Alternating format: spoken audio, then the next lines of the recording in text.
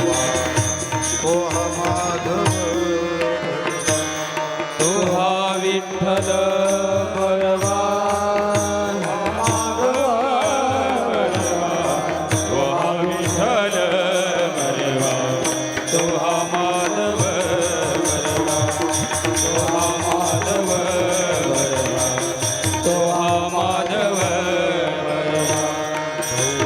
सुकृताची जोडी म्हणून विठ्ठली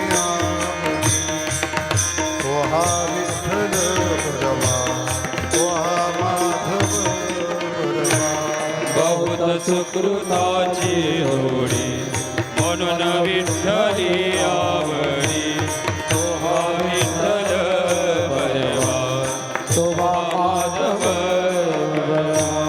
सर्व सुखाचे आगर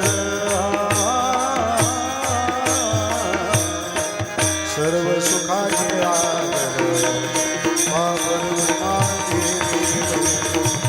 तो हा विठ्ठल भरवा तो हा माधव सर्व सुखाचे आगर सर्व सुखाचे आगर पाप रखुमादेवीवर तो हा विठ्ठल भरवा तो हा माधव भरवा जय जय राम कृष्ण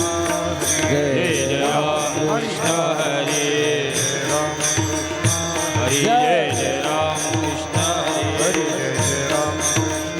हरी जय जय राम कृष्ण हरी जय जय राम कृष्ण हरी हरी जय जय राम कृष्ण जय जय राम कृष्ण हरी हरी जय जय राम कृष्ण हरी राम कृष्ण हरी जय जय राम कृष्ण हरी राम राम राम राम राम जय जय राम कृष्ण हरी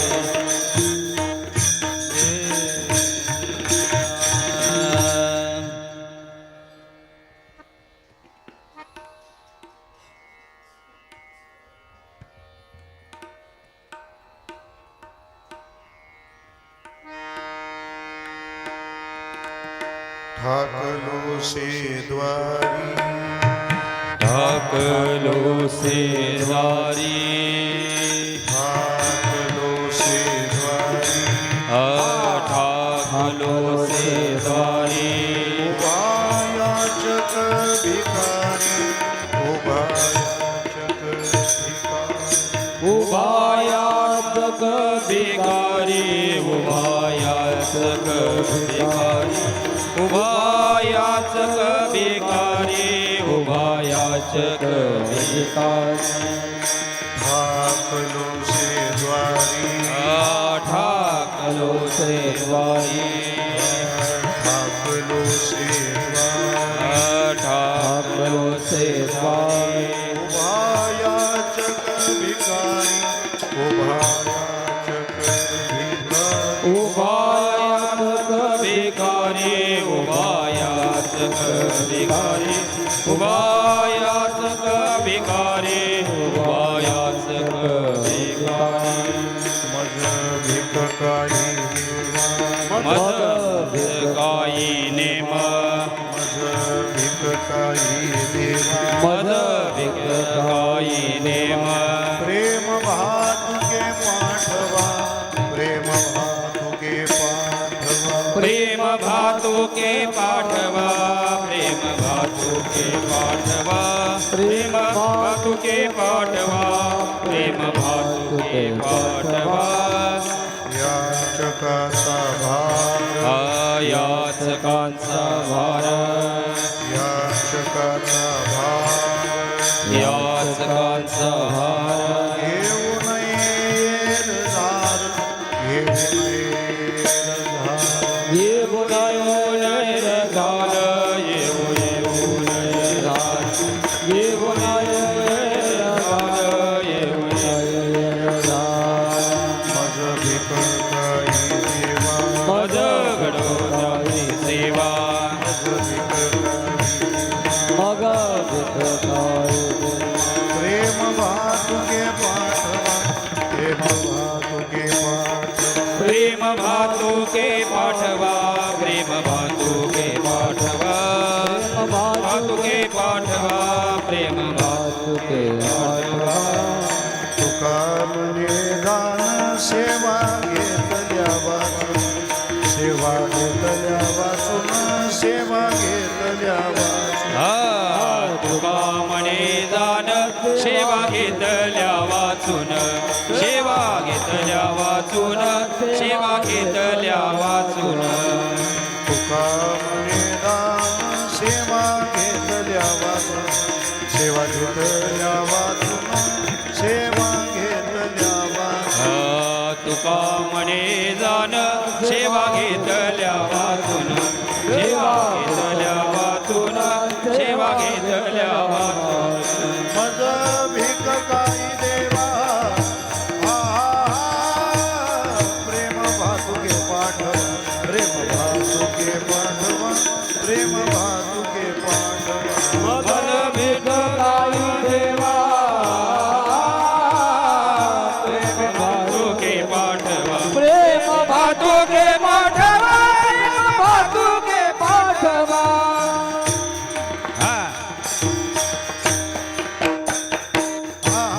टाळी टाळी विठोबार कुमार जय जय वार कुमारी विठोबार कुमार जय जय वार कुमारी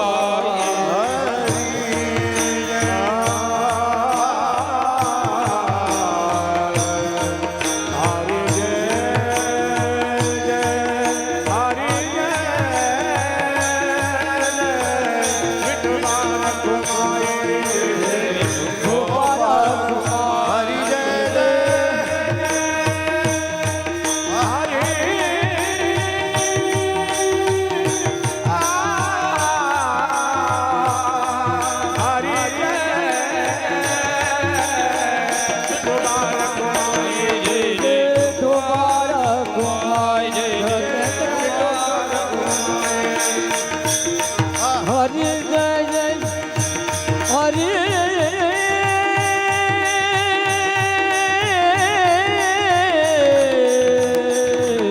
हरि जय जय जय जय जय जय कुमार कुमार वार कुमारी जय जय कुमार कुमार वार कुमारी जय जय कुमार कुमार जय जय वार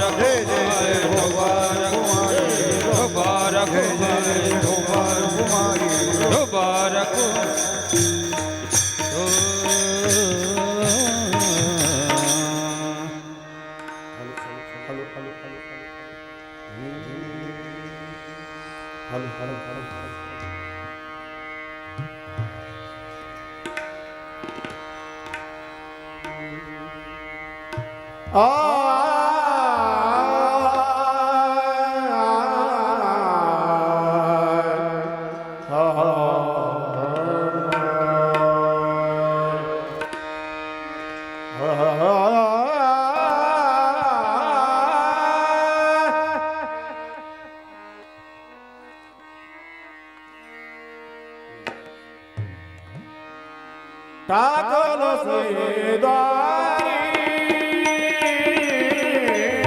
टाकलो से द्वारी टाकलो से द्वारी टाकलो से द्वारी टाकलो से द्वार टाकलो से द्वार टाकलो से द्वारी ठाकलो से द्वारी ठाकलो से द्वारी ठाकलो से द्वारी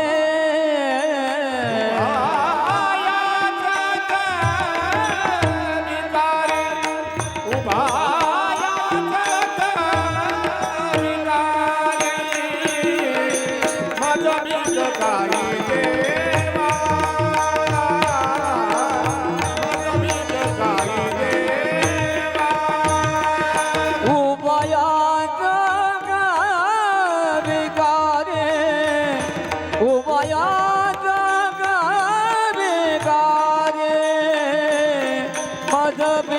काय देवा मज भीक काय देवा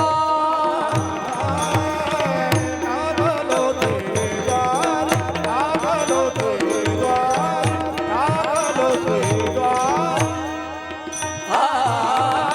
ठाकलो से द्वारी ठाकलो से द्वारी ठाकलो से द्वारी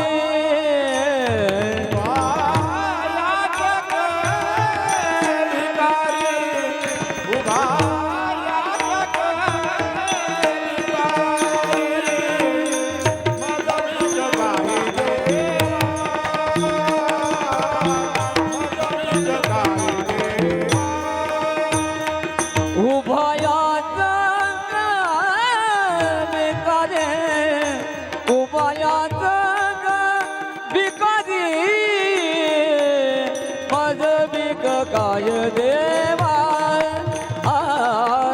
मज भीक काय देवा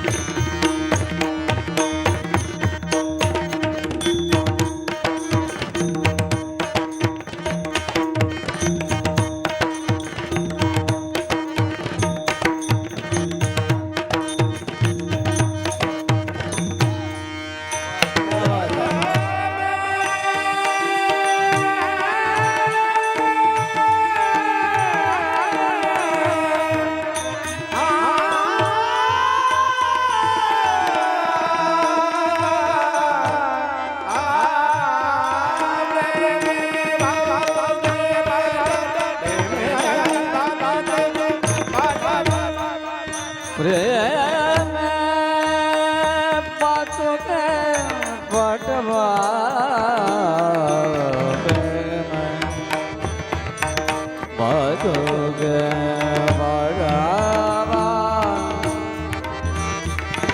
प्रेम पाचुके पटवा प्रेम पाचुके पटवा प्रेम पाचुके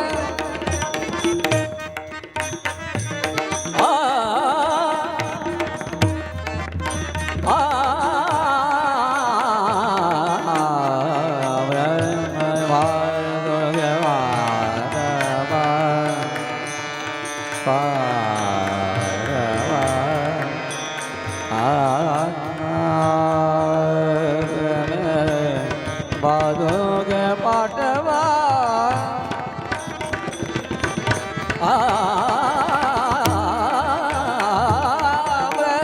बाजोगे पाटवा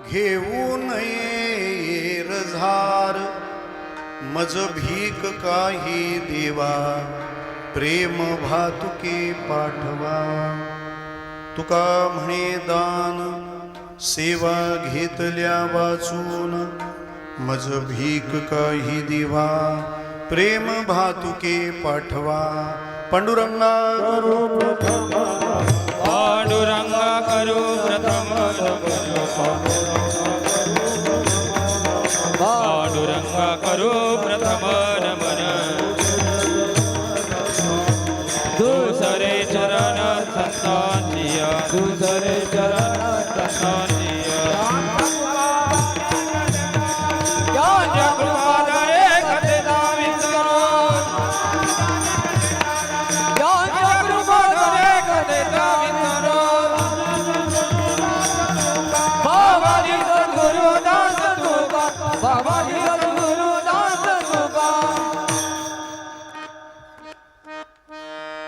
कायम जीवाणी मानेल संतांसी रंजवू चित्तासी आपुलिया ओम नमो ज्ञानेश्वरा करुणाकरा दयाळा तुमचा अनुग्रह लाधलो पावन झालो चराचरी सेवे लागी सेवकला सेवे लागी सेवक झालो सेवे लागी सेवकला सेवे लागी सेवक झालो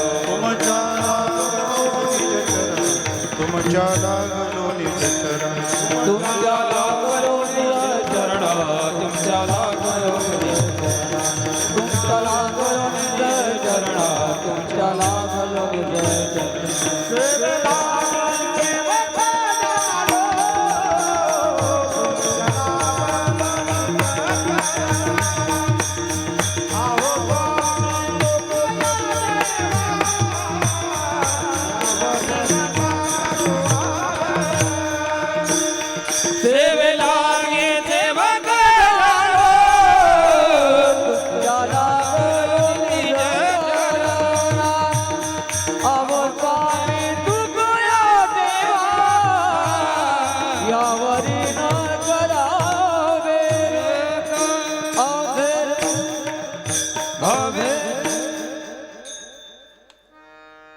भगवान स्वरूप आपणा सर्व श्रोतृवृंदांच्या चरणारविंदी विनम्र भावाने वंदन करतो.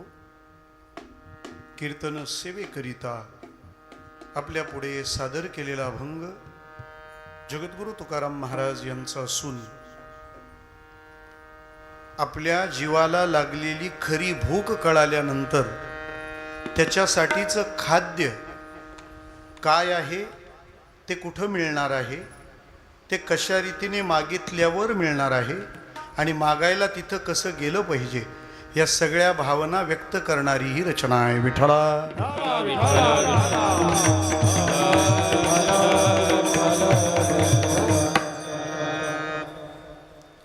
आपल्या ह्या वटस्य पत्रस्य पुटे शयानम अर्थात वडघर या गावी भगवान श्री महादेवाच्या पवित्र प्रांगणामध्ये पवित्र प्राकारामध्ये संपन्न होणारा हा शतकाच्या दिशेनं पाऊल टाकणारा 99वा अखंड हरिनाम सप्ताह आहे. हा सुरू झाला तेव्हा आपण कुणीच नव्हतो, सुरू करायला होते त्यातली आता कुणीच नाही आहेत, पण आपल्या दोघांना बांधणारे ज्ञानबा तुकाराम मात्र तेच आहेत. त्यामुळे संत परंपरेची ही अखंड आणि अक्षुण्ण चालणारी परंपरा आहे. आपण सुरू करायला नव्हतो त्यामुळे आपल्याला अहंकार करताच येणार नाही, कारण हे आपण चालू केलं नाही, हे कोणीतरी चालू केलंय, आपण त्यात सहभागी झालोय आणि आपल्या नंतर पण हे चालूच राहणार आहे. त्यामुळे आपणच सगळं काही आहोत असा अहंकार आपल्याला अजिबात धरता येत नाही. ही चाललेली अखंड परंपरा आहे आणि ती चालत राहणार आहे. फक्त आपण तिच्या या गोड फेऱ्यात सापडलो म्हणून आपल्या आयुष्याचा इतका काळ या उत्सवात जातो आहे. वडगरची सगळीच मंडळी भाग्यवान आहेत. का? कोणाच्या प्रारब्धात काय लिहिलंय काय नाही मला माहीत नाही, पण या उत्सवाचा आनंद मात्र प्रत्येक वडगरकराच्या भाग्यात लिहिलेला आहे. आणि अशा भाग्याचाच आपला प्रवास हा 99 वर्षापर्यंत चालत आला आहे. 100व्या वर्षी काय करायचंय आल्यापासून तीच खलबत चालली होती. तारखा कशा घ्याव्या, कीर्तन कुठं करावी.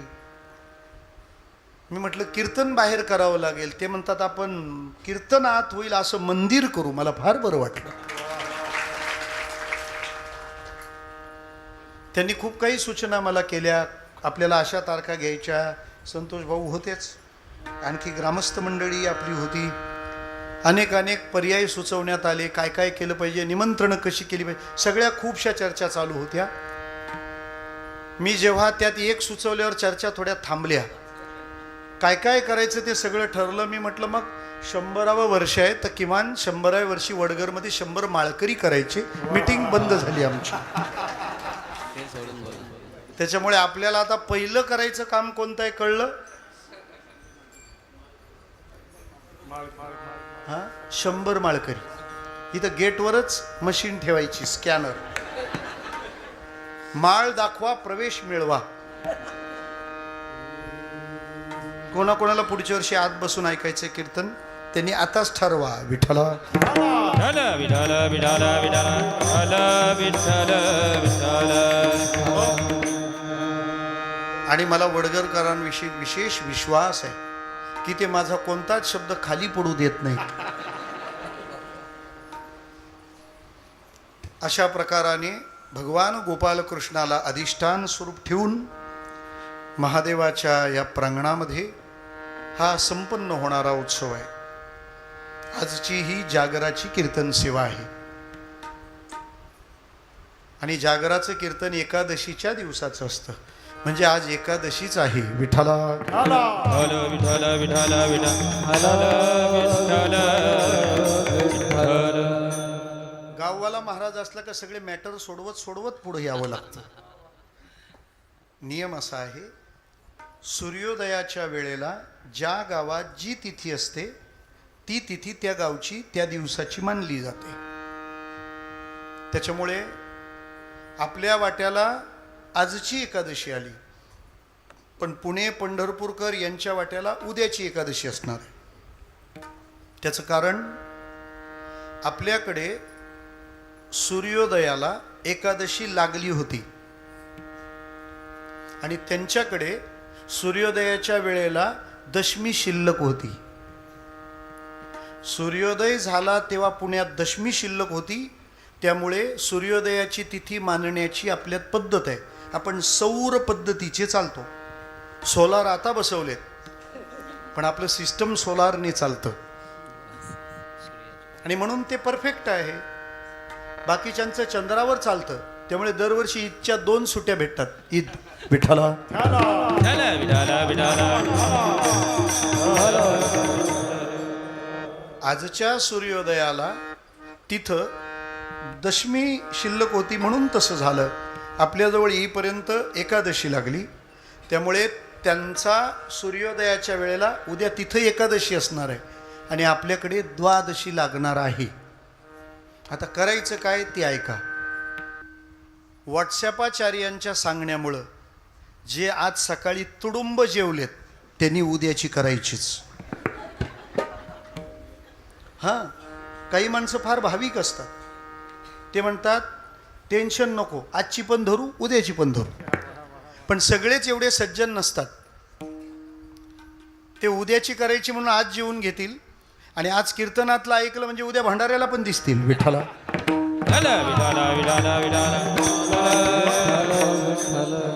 साधारणपणे योजनांचा लाभ कसा घ्यायचा हे आपल्याला चांगलं कळतं. एकाला सांगितलं हुंडाबंदी चळवळीत सहभागी होतो का, तो म्हणतो खाओ खूप चांगली संकल्पना आहे, हुंडाबंदी झाली पाहिजे आणि मलाही या योजनेत यायचं आहे, पण पुढच्या वर्षी. थोडं योजना चांगली मग पुढच्या वर्षी का, 100वं वर्ष पुढच्या वर्षी म्हणजे पुढच्याच वर्षी माळ घालायची असं काही नाही. उद्या काला झाला का 100वं लागलं आपल्याला, ते 100 पूर्ण होतील पुढच्या वर्षी. त्यामुळे माळ उद्याच घातली तरी चालेल. आज घाला, उद्या मांगरुळकर महाराज येतील त्यांच्या हातून घाला, आणखी कोणी महाराज भेटेल त्यांच्या हातून घाला. आपण माळ कोणाची हातून घातली तरी आपण वारकरी माऊलीचे असतो हे ध्यानात घेतलं पाहिजे.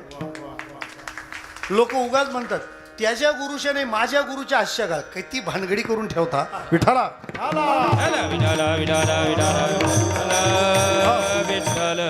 जसं काही याच्या गुरुला विधानसभेला फॉर्म भरायचा आहे, पण शिष्य पण मतदान करत नसतात हे त्यांना माहीत नसावं.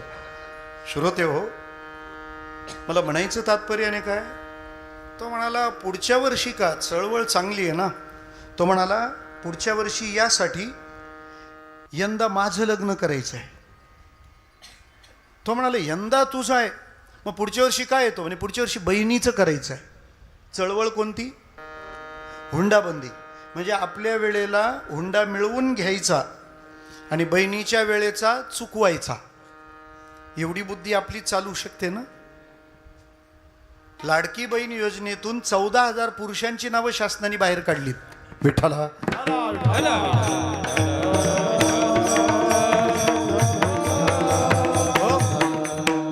त्यामुळं आज एकादशी आहे, श्रावण शुद्ध एकादशी आहे.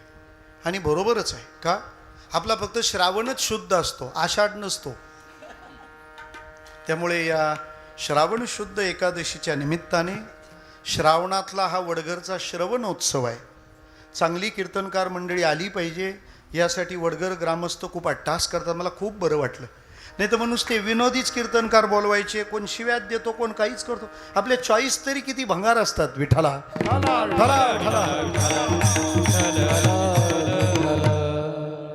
जेणेकरून मूर्ती ठसावी अंतरी श्रीहरीची, ऐसी कीर्तन मर्यादा आहे संतांच्या घरची. कीर्तन ऐकायला जेव्हा आपण जातो ना, तेव्हा त्या दिवशी घरून निघताना आपल्या मनाला असं वाटलं पाहिजे की आपण देवाच्या माणसाला बघायला चाललोय. आज आपण त्याला ऐकायला चाललोय ज्याचं ऐकलं की आपलं देवावरचं प्रेम वाढेल. आज आपण घरून निघाल्यावर अशा मूडमध्ये असतो, आज कुठला तरी सर्कशीचा विदूषकच येणार आहे, जोकर आहे का तिथे. मला काय म्हणायचं आहे, अशा शुद्ध भावना पाळण्याचा व्यासपीठाने प्रयत्न केला आणि तो असला पाहिजे. हे स्पॉन्सर्ड लोक घोळ करतात. ते म्हणतात लागल तेवढा पैसा आपला, पण तोच आणायचा, आण तो कर काशी, असं नको. हो ना, उद्या कोणी म्हणेल एक दिवस कीर्तन नको, गौतमी येऊ दे विठाला.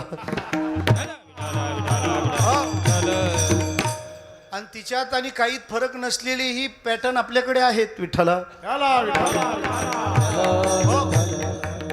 आपण हा प्रांत अत्यंत शुची प्रवृत्तीचा ठेवण्यात आग्रही आहात, याचा मला नक्की आनंद आहे. आणि तुम्ही कीर्तनकार चुकीचे ठेवले ना तर दुसरं कोणी नाही, पण मांगरुळकर महाराज तुम्हाला जोडपतील विठ्ठल.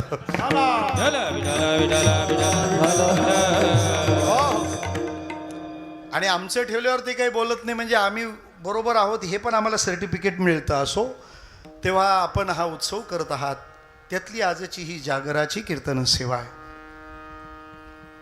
अभंग आहे ठाकल ओसे द्वारी.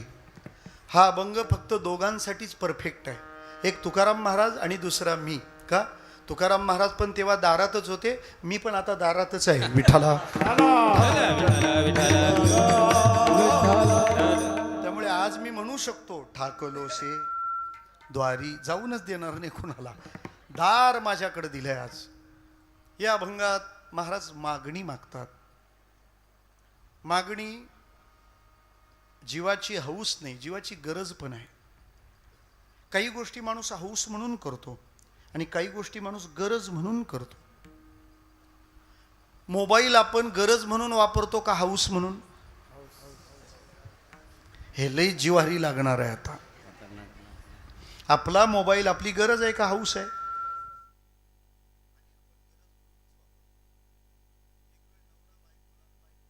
सोडील पण दोघे मोबाईल सोडतील तर शपथ विठ्ठला.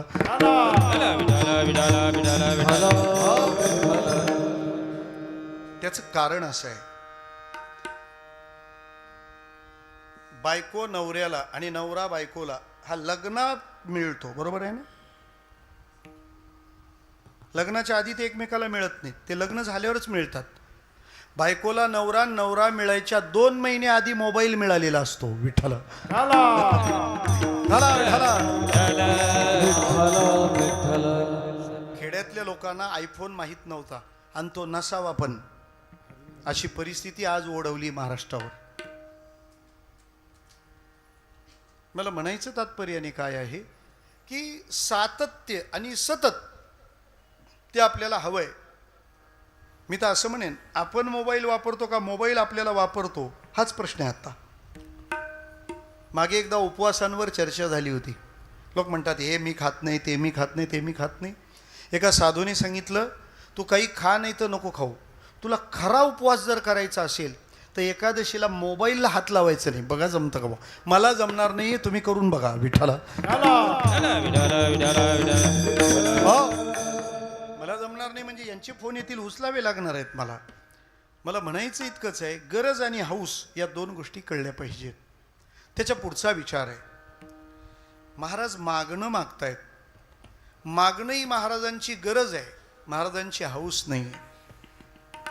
हे मागणं कोणत्या प्रांतातलं आपण ते पाहिलं पाहिजे.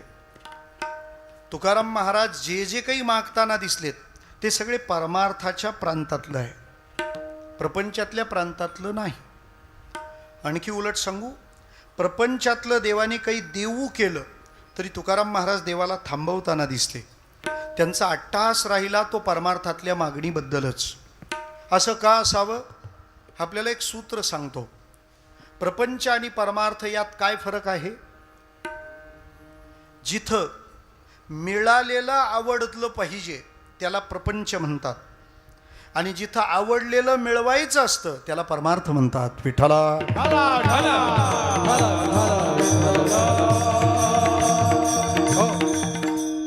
या 2 गोष्टी ध्यानात आल्या की आपण कसं वागावं जगावं हे आपल्याला निश्चित कळेल. प्रपंचात काय करायचं? मिळालेलं आवडलं पाहिजे, आणि परमार्थात काय करावं? आवडलेलंच मिळालं पाहिजे. याचा अर्थ प्रपंचात जे जे प्राप्त होईल त्याच्याबद्दल आवड निर्माण करावी. चित्ती असो द्यावी समाधान चित्ती असू द्यावे, समाधान चित्ती असू द्यावे, समाधान चित्ती असू द्यावे.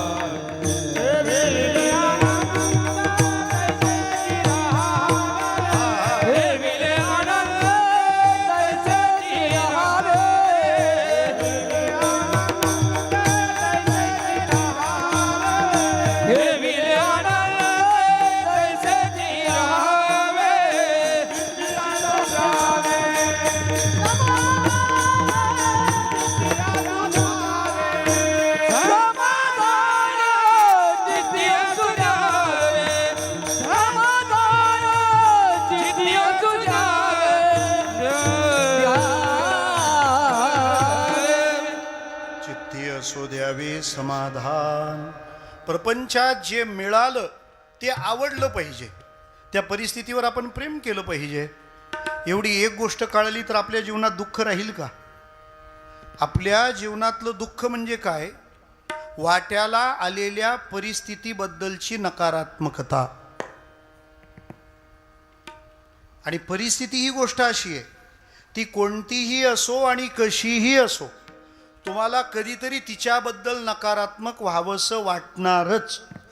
ईश्वराने त्याच्याशिवाय सगळ्या गोष्टींमध्ये हा व्हायरस टाकून ठेवलाय आणि मग सांगितलं भजन करत जा. हे कसं आहे माहिती आहे का? जे व्हायरस बनवतात तेच अँटीव्हायरस बनवतात. विठ्ठला विठ्ठला विठाला विठाला विठाला. हा, रेमडेसिवीर त्यांनीच बनवलं, ज्यांनी कोरोना बनवला. नंतर हे रेमडेसिवीर आहे असं सांगून आपल्याला बऱ्याच जणांनी बनवलं. तो भाग वेगळा आहे. म्हणजे परिस्थिती जी आपल्या वाट्याला येते तिला स्वीकारत पुढं पुढं चाललं पाहिजे. काय जे येईल ते. महाभारतातलं उत्तम उदाहरण आहे. धृतराष्ट्राशी विवाह निश्चित होईपर्यंत गांधारीला माहिती नव्हतं की आपल्या नवऱ्याला दृष्टी नाही आहे. मग जेव्हा तिला कळालं की आपला पती हा डोळ्याने बघू शकणारा नाही आहे, तेव्हा तिने असं नाही म्हटलं आता नाही जमणार, झाला साखरपुडा तरी मोडू आपण, असं नाही केलं. मग जर माझ्या नवऱ्याला हे जग पाहता येत नसेल तर हे बघण्यात मलाही स्वारस्य नाही, आणि पट्टी स्वतःच्या डोळ्यावर चढवली, जीवनाला स्वीकारलं. जे माझ्या वाट्याला येईल ना त्याचं मी स्वागत करीन. कानडे गुरुजी आपले प्रवचनकार आहेत, भिवंडी शहरातले, आता ठाण्याला राहतात.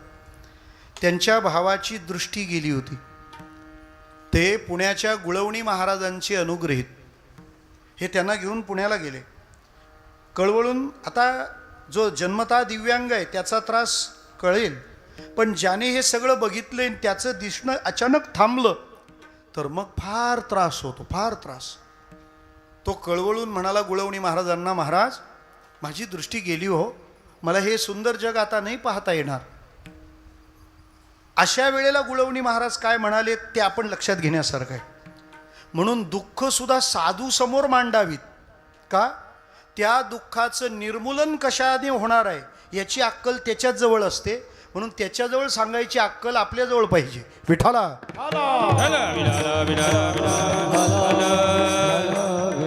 आपलं दुखणं कुठं असतं? जो आधीच दुखण्याने ग्रस्त आहे त्याला हा दुखणं जाऊन सांगतो. ज्ञानेश्वर महाराज म्हणाले, ना तरी सरोवर आटले की राणी दुखिया दुखी भेटले. एक जण रस्ता चुकला होता, रानात चुकलेल्या त्या परिस्थितीत तो भरकटलेला फिरत होता, अख्खा दिवस गेला त्याच्यात. एवढ्यात एक माणूस दिसला, फार बरं वाटलं. याने त्याला सांगितलं, बरे झाले काका तुम्ही भेटले, मी या जंगलात चुकलोय, मला बाहेर पडायचा मार्ग सांगा. तो म्हणाला तू कधी चुकला? तो म्हणाला सकाळपासून. हा म्हणाला मला 8 दिवस झालेत. विठ्ठला मला काय म्हणायचं आहे, माझ्या जीवनातलं दुःख कशाने नष्ट होईल हा प्रश्न सुद्धा त्यालाच विचारा ज्याच्या जीवनातलं दुःख नष्ट झालंय. आणि संसारी माणसाला आम्ही आमची दुःख सांगतो, त्याच्या जीवनात पूर आलाय, घरचं झालं थोडं, व्यायानी धाडलं घोडं, बसा निपटीत, असं चालणार नाही. ती व्यक्ती दुःखमुक्त असली पाहिजे, मग आपण तिथं सांगावं. काय म्हणाले गुळवणी महाराज? महाराज म्हणाले, कदाचित भगवंताच्या प्राप्तीसाठी ह्या जन्मात तुम्हाला डोळ्यांची गरज नसावी म्हणून देवाने काढून घेतलेत. काय त्या विधानाचा परिणाम झाला? मरेपर्यंत त्यांना पुन्हा ते शल्य बोचलं नाही, टोचलं नाही की आपली दृष्टी गेली. मी तुम्हाला काय सांगत होतो, जे मिळालेलं आहे ते आवडलं पाहिजे. एक अजून दुसरी गोष्ट सांगतो आपल्याला. 2 वर्षापूर्वीची आळंदी वारी, वैकुंठवासी बाबा महाराज सातारकरांच्या दर्शनाला मी गेलो आळंदीला. गोपाळपुऱ्यात त्यांचा मठ आहे, दादा महाराज सातारकर. आळंदीला गेल्यावर असे कोणकोणते संत कुठं उतरतात ते पण बघत चला. ते बुलबुले न खुळखुळे कुठल्याही गल्लीत भेटतात. विठाला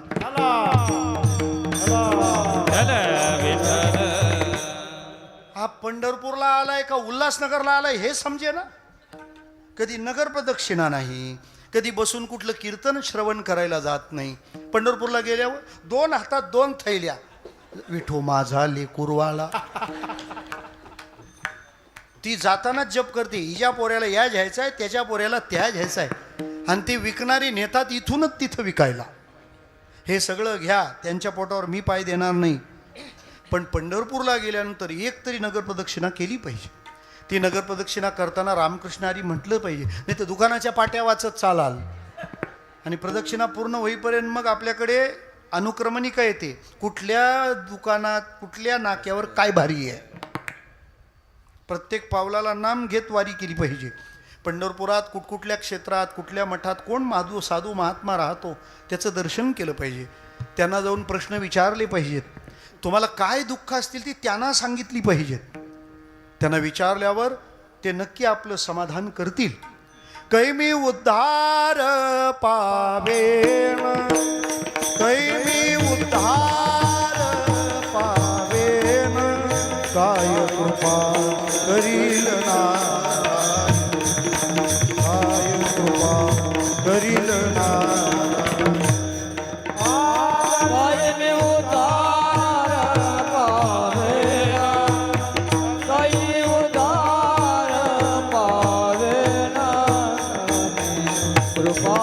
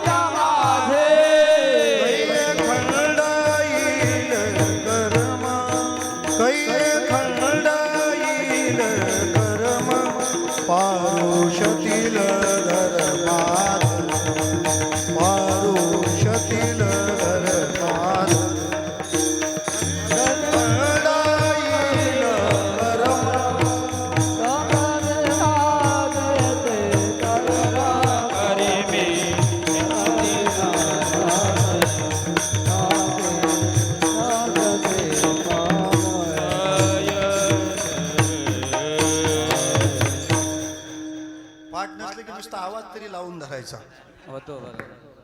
महाराज फार गोड म्हणतात, कैमी उद्धार पावेन, कैमी उद्धार पावेन, काय कृपा करील नारायण.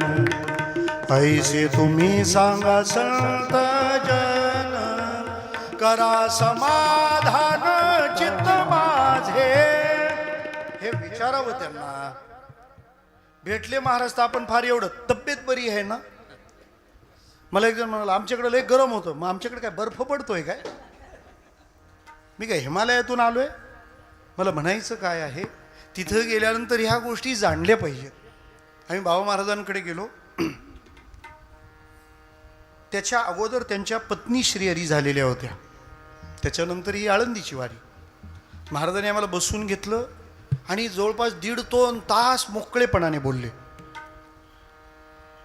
आणि मग त्यांनी त्यांच्या पत्नीच्या आठवणी सांगायला सुरुवात केली.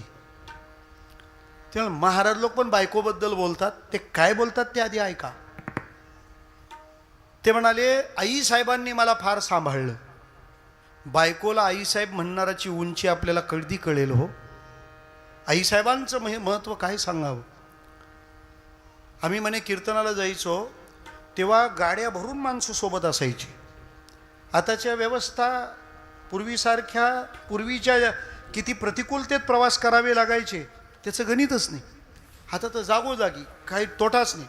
बाबा आणि ढाबा लॉट्स ऑफ विठ्ठला आणि सगळे हायवेलाच भेटतात. मग तेव्हा स्वयंपाकाची सामुग्री सोबत ठेवावी लागायची. 20-20 माणसांचं जेवण रस्त्यात त्या बनवायच्या. आणि अशा धामधुमीमध्ये एक दिवस म्हणे चालू कीर्तनामध्ये माईकचा शॉक लागला आणि त्यांचा राजबिंडा पुत्र चैतन्य महाराज कोसळले. कीर्तन पूर्ण केल्यावरच त्या पोराकडे त्यांनी पाहिले. आपण ज्यांच्या दक्षिणेबद्दल चर्चा करत राहिलो हा किती मूर्खपणा होता हे आपल्या हळूहळू ध्यानात येईल. शहाणपणाचा हळूहळू येतो असं नाही, मूर्खपणा पण ध्यानात हळूहळूच इथे येतो. झालं असं. मी म्हणे तेव्हा खचून गेलो. बाबा महाराज म्हणाले की बस आता काय करायचं, भविष्य ज्याच्या हाती सोपवायचं तो निघून गेला. त्यावेळेला त्यांनी म्हणे माझा हात धरला आणि सांगितलं, महाराज आता थकून चालणार नाही, मी तुमच्या सोबत आहे, तुम्हाला कीर्तनं करावी लागतील. या समाजामध्ये दादा महाराजांचा प्रसाद तुम्हाला वाटावा लागेल. एक पत्नी सांगते हं, नाही तर कीर्तनात पोऱ्या मेला माळ तोडतील ना कुठं असलं तर. विठ्ठला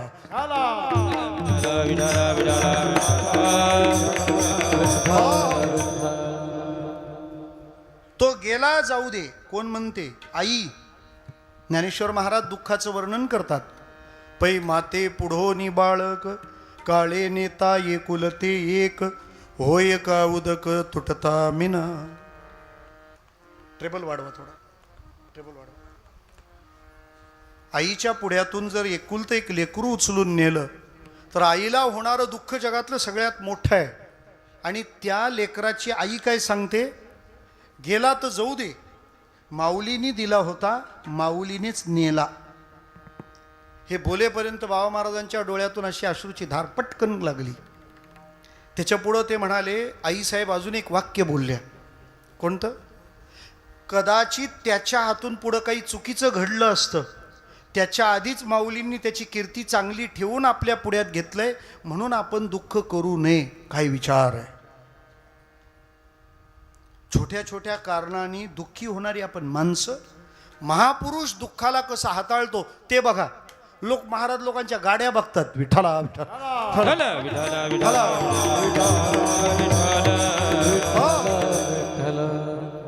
मला म्हणायचं काय आहे, एकुलता एक मुलगा गेला आणि त्या मुलाच्या जाण्याच्या परिस्थितीबद्दल सकारात्मकता. मी काय म्हणतोय वाक्य आपलं ध्यानात असेल. जे मिळालं ते आवडलं पाहिजे. कुठे? प्रपंचात समाधानी असलं पाहिजे. आणि शोधलं तर समाधान मिळतं. अरे पंचवटीच्या त्या झोपडीत सीता माता म्हणते, प्रभू तुम्ही माझ्यासाठी स्वर्ग इथं आणलाय. कुठं? वनवासात. अंगावर वल्कलं धारण करून अनवाणी पायाने विदेहराज जनकाची मुलगी, चक्रवर्ती सम्राट दशरथाची सून आणि ब्रह्मांड नायकाची पत्नी अनवाणी पायाने चालते. अनवाणीने काय बोलते? विठ्ठला.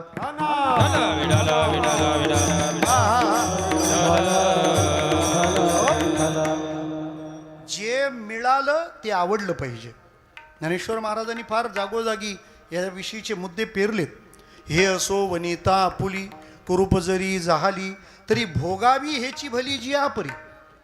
आपली पत्नी कुरूप असली तरी आपल्या अंतःकरणात तिच्याविषयी प्रेमभाव असला पाहिजे.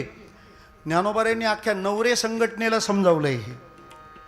देखोनी अनिकांची धवळा रे, दुसऱ्याचे बंगले बघायचे, मग आपल्या झोपडीला काय आग लावायची का?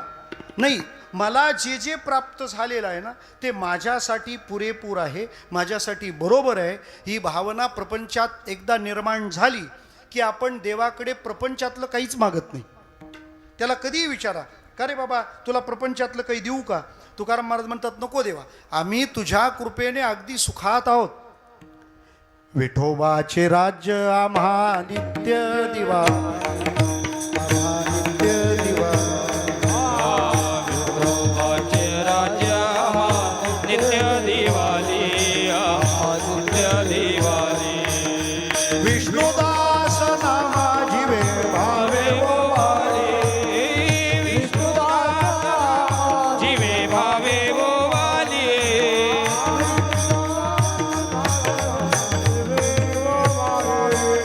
विष्णुदास जीवे भावे ओवाली. विठ्ठले माझे माऊली, माझे माऊली. ये विठ्ठले माझे माऊली, माझे माऊली. येई ओ विठ्ठले माझे माऊली, माझे माऊली. येई ओ विठ्ठले माझे माऊली, माझे माऊली, माऊली. हा अभंग म्हणताना दिवाळी नव्हती. विठोबाच्या राज्यात आम्हाला रोज दिवाळी आहे असं त्यांचं फिलिंग आहे. आपण पण हा अभंग ही आरती म्हणतो, अभंग दिवाळीचा, आणि म्हणणारावर शिमगा बसलाय असं नाही चालणार. तुमच्या चेहऱ्यावरची प्रसन्नता, तो आनंद अखंड असला पाहिजे, अक्षुण्ण असला पाहिजे. मिळालं ते आवडलं. आणि खरं सांगा, बारीक विचारतो तुम्हाला, आत्तापर्यंत देवाने तुमच्या बाबतीत जे जे घडून आणलं ते सगळं चूक आहे का बरोबर आहे? बोला नक्की. मतदानच नाही केलं बऱ्याच जणांनी. तो तर आमदार त्यांचा येतो, येईल नाही विठ्ठला.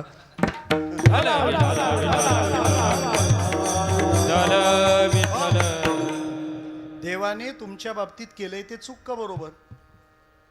बोला. म्हणजे तुमच्या बाबतीत देवानी बरोबर नाही केलेलं असं दिसतंय का? तुम्ही मान्य करत नाहीत. म्हणजे जेवतो पण माणूस ढेकरच देत नाहीये का? तिकडूनचा पाठिंबा घेऊ, ती मतं उशिराने आलेली असतील पण महत्वाची आहेत ती पण. तुम्हाला काय वाटतं, देवानं तुमच्या बाबतीत केलं ते चूक का बरोबर आहे? बघा, असं पाहिजे. त्याच्यामुळे ना नवीन कार्यकर्त्यांना तिकीट भेटतात हल्ली. विठ्ठला.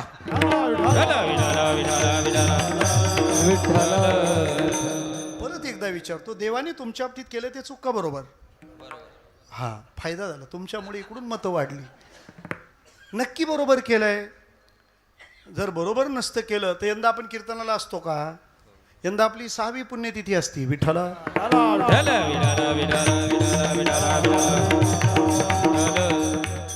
किती छान हसले असं वाटतं. आत्ता सगळ्यांचे फोटो काढून घ्यावेत.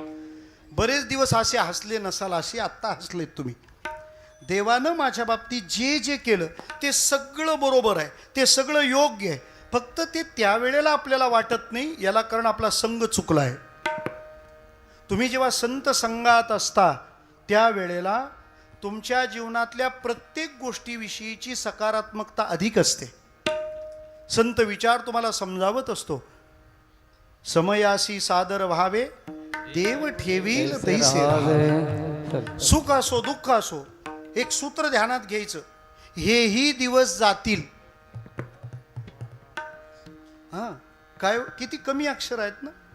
टेम्पोवाला पण ही फिलॉसॉफी सांगेल, ते लिहितात छान एकदम. हेही दिवस जातील.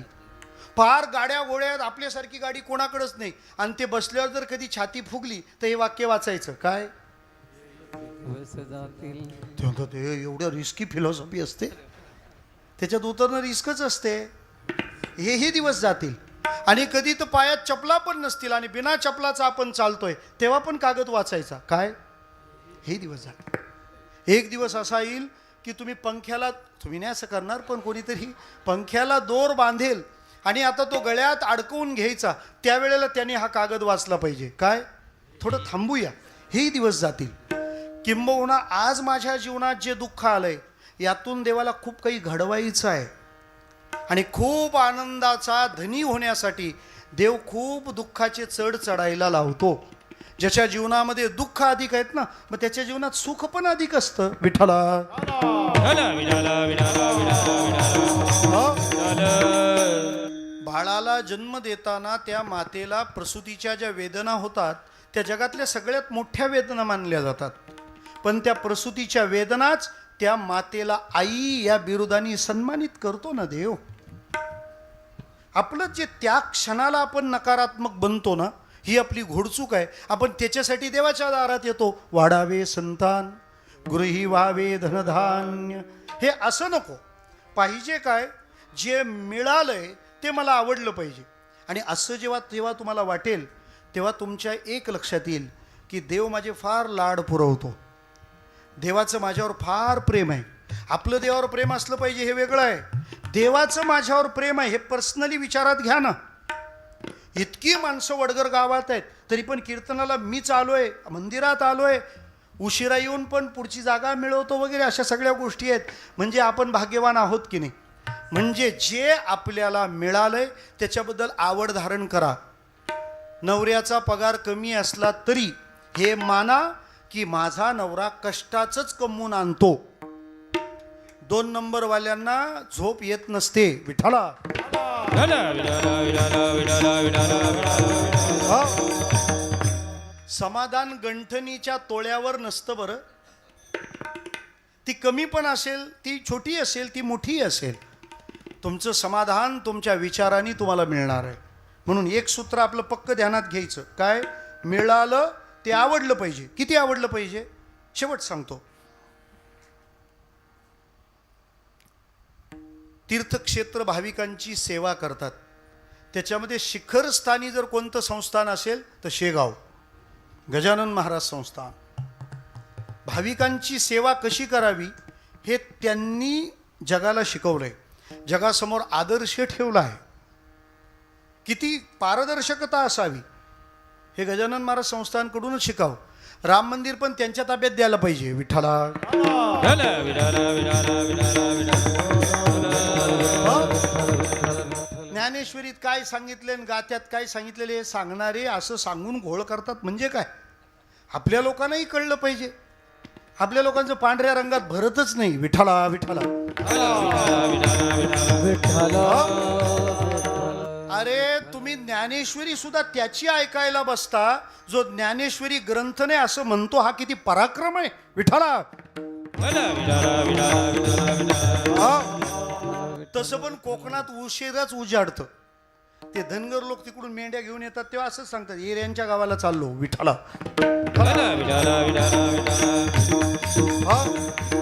आम्ही बोलत राहतो, फरक पडायचा तेवढाच पडतो. असो, गजानन महाराज संस्थानची ही जी लोकाभिमुखता आणली, त्यांचं नाव शिवशंकर पाटील. गुगल महाराजला विचारा, म्हणजे जगन्नाथ महाराज बरोबर आहे का नाही हे कन्फर्म होईल. ते शिवशंकर भाऊ इतके कठोर आणि कट्टर होते शिस्तीचे. त्यांचं अख्खं घराणं, त्यांचं मूळ आडनाव पाटील नाही, गणेश घराणं म्हणतात. ते महाराजांकडे सेवेला आहेत म्हणून घरून निघताना आपल्या डब्यामध्ये 2 चपाती, भाजी आणि पाण्याची बाटली घरून आणायची.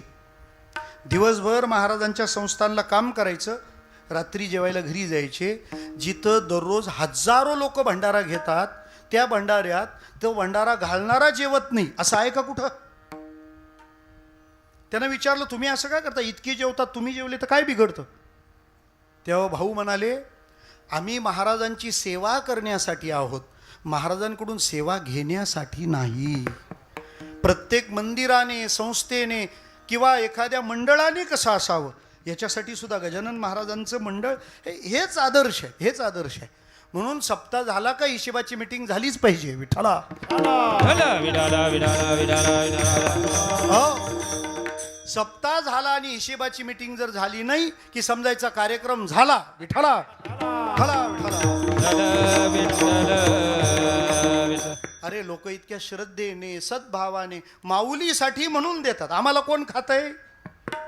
मग माऊलीचा पैसा जर आपण हिशेब ठेवून वापरत नसू तर आपण माऊलीचे सुद्धा गुन्हेगार आहोत. कारण जनसामान्यांच्या भावनांचं काय? महाराज शिवशंकर भाऊंना एकदा पत्रकारांनी प्रश्न विचारला होता. ते जेव्हा अंतिम टप्प्यात होते तेव्हा त्यांना 10 ते 11 आजार झाले होते. कॅन्सरची पण लागण म्हणे झाली होती. हे सगळं जेव्हा झालं त्यावेळेला त्यांना पत्रकारांनी विचारलं, भाऊ तुम्हाला इतके आजार झालेत तरी तुम्ही आपले उठले का आले मंदिरात सेवेला, हे कसं काय? मी का सांगतो आपलं सूत्र लक्षात आहे ना? आवडलेलं काय, मिळालेलं आवडलं पाहिजे. आज ध्यानातच तेवढं घ्यायचं, मिळालेलं आवडलं पाहिजे. त्यांना विचारलं तुम्हाला 10-11 आजार झालेत आणि तुम्ही आपले आहे तसेच येता सेवेला. शिवशंकर भाऊ काय म्हणाले माहिती आहे श्रोतेहो? ते म्हणाले 10-11 आजार माझ्या शरीरात आहेत, त्यामुळे महाराजांची सेवा करताना मी एकटा आहे असं मला वाटत नाही. विठ्ठला विठाला विठाला विठाला विठाला विठाला. म्हणजे हे जे रोग माझ्या शरीरात आहेत हे पण महाराजांचे माझ्यासोबतचे सेवेकरी आहेत, यांच्याबद्दल मला वाईट वाटत नाही. मिळालेलं आवडलं पाहिजे. कुठे? प्रपंचात मिळालेलं आवडलं पाहिजे आणि परमार्थात आवडलेलं मिळालं पाहिजे. समाधानी प्रपंचात असावं, परमार्थात नाही. आपलं उलट आहे. आपण प्रपंचात असमाधानी आणि परमार्थात समाधानी. एखाद्याला विचारलं मग तू माळ कधी घालशील? कीर्तनाला येता ह्याच बस. विठाला विठाला विठाला विठाला विठाला. आम्ही पण आली फार बोलत नाही. आला कोणाला राग तर घेता काय? कुठे येतात लोक तीही बंद पडायची. आम्ही समाधानी कुठे होतो? एक माळ केली का झालं. अरे माळ केली का झालं. अखंड खंडेना जीवन रामकृष्ण नारायण. ते नामाची माळा थांबलीच नाही पाहिजे, ती सतत चालूच राहिली पाहिजे. आपल्याला एक माळ जपायची असते, ती पण गुरुनी सांगितलेली असते. ती पण माळ जपताना 4 फेऱ्या डोळे उचकून पाहतो. मेरुमणी गेला तर नाही, मेरुमणी गेला तर नाही. कारण ते गेल्या मेरुमणी आला का जप थांबवायचा ना. त्याला असं वाटतं निघून गेला तर उगाच वाढीव करत बसू. 4 मणी जास्त ओढले तर काय बिल येणार आहे का? ते काय टॉरंट आहे का? विठाला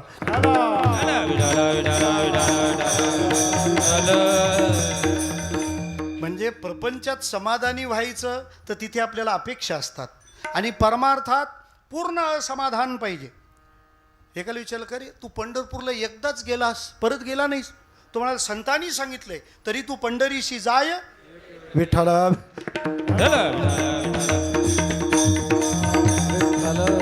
पंढरपूरला किती वेळा गेलं पाहिजे? जेवढ्या वेळा वाटतं तेवढ्या वेळा गेलं पाहिजे. तया प्रिय देवालया यात्रादिके करावया अष्टोपहर पाया उळीक घापे. माऊली म्हणते भोवरा जसा फिरतच राहतो ना तसा तो देवाचा भक्त फिरतच राहतो. तो असं म्हणत नाही झाला आता यंदाचा झाला आता परत पुढच्याच वारीला पंढरपूर, असं नाही. कोणी म्हटलं ना पंढरपूरला, मनात आलं का लगेच जायचं. आपल्या मनात आलं ना पंढरपूरला आज निघायचं की लगेचच निघालं पाहिजे. मला म्हणायचं काय आहे श्रोते हो, प्रपंचात आपण समाधानी राहा पण परमार्थात कायम असमाधान. एक कीर्तन ऐकलं बस झालं. लोक काही काही म्हणतात आम्हाला वर्षातून एकच कीर्तन आपण ऐकतो बस परत कामच नाही. असं कसं काय? पुन्हा पुन्हा पुन्हा पुन्हा त्याची भूक असली पाहिजे. खादलेची खावे वाटे भेटले भेटे आवडी भेटले आवडी भेटले भेटे आवडी खादले खावे खावे भेटले आवडी भेटले आवडी रे भेटले आवडी.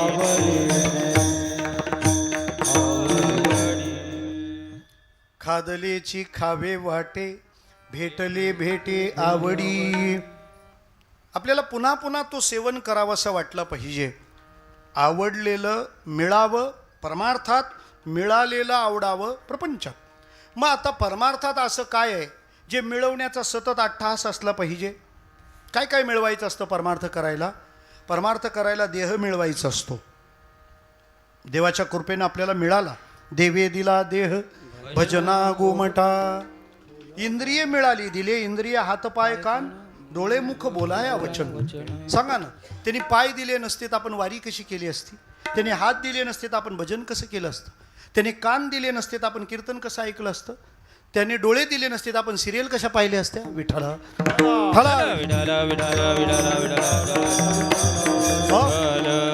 म्हणजे काही जागी साधन मागितलं जातं आणि काही जागी साध्य मागितलं जातं.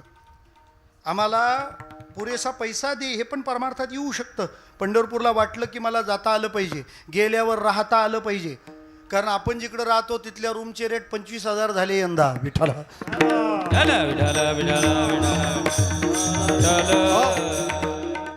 आपला विठोबावर जीव आहे, पंढरपूरवाल्यांचा आपल्या लोकांवर. असो, मला काय म्हणायचं आहे की साधनाची अपेक्षा असली पाहिजे. असं झालं पाहिजे, तसं झालं पाहिजे.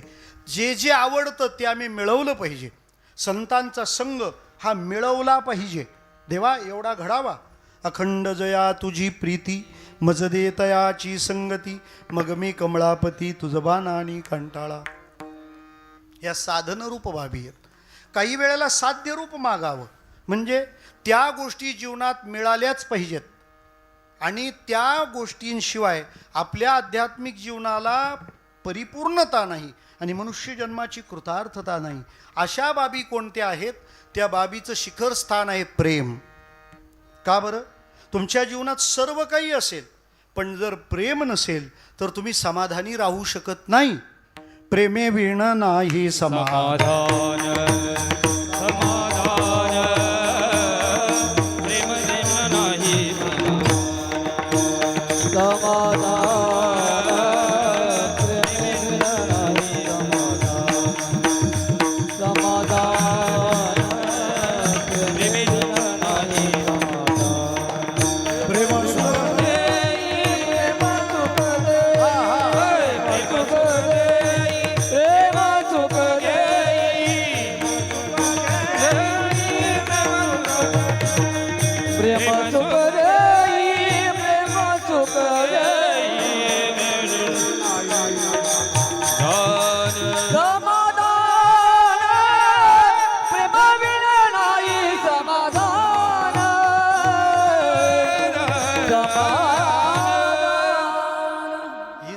म्हटल्याशिवाय नाही समाधान. प्रेम सुख देई, प्रेम सुख देई, प्रेमाविण नाही समाधान. प्रपंचातलं मिळालं ते आवडलं आणि परमार्थात जे आवडलंय ते मिळालं पाहिजे. मग असं जर प्रेम मुख्य असेल, प्रेम जर अंतिम असेल, तर ते आम्हाला आवडलेलं मिळेल कुठे? तुकाराम महाराज सगळ्या जगात फिरले आणि प्रेम जिथं मिळतं त्या दारात येऊन आवाज दिला. पहिलं चरण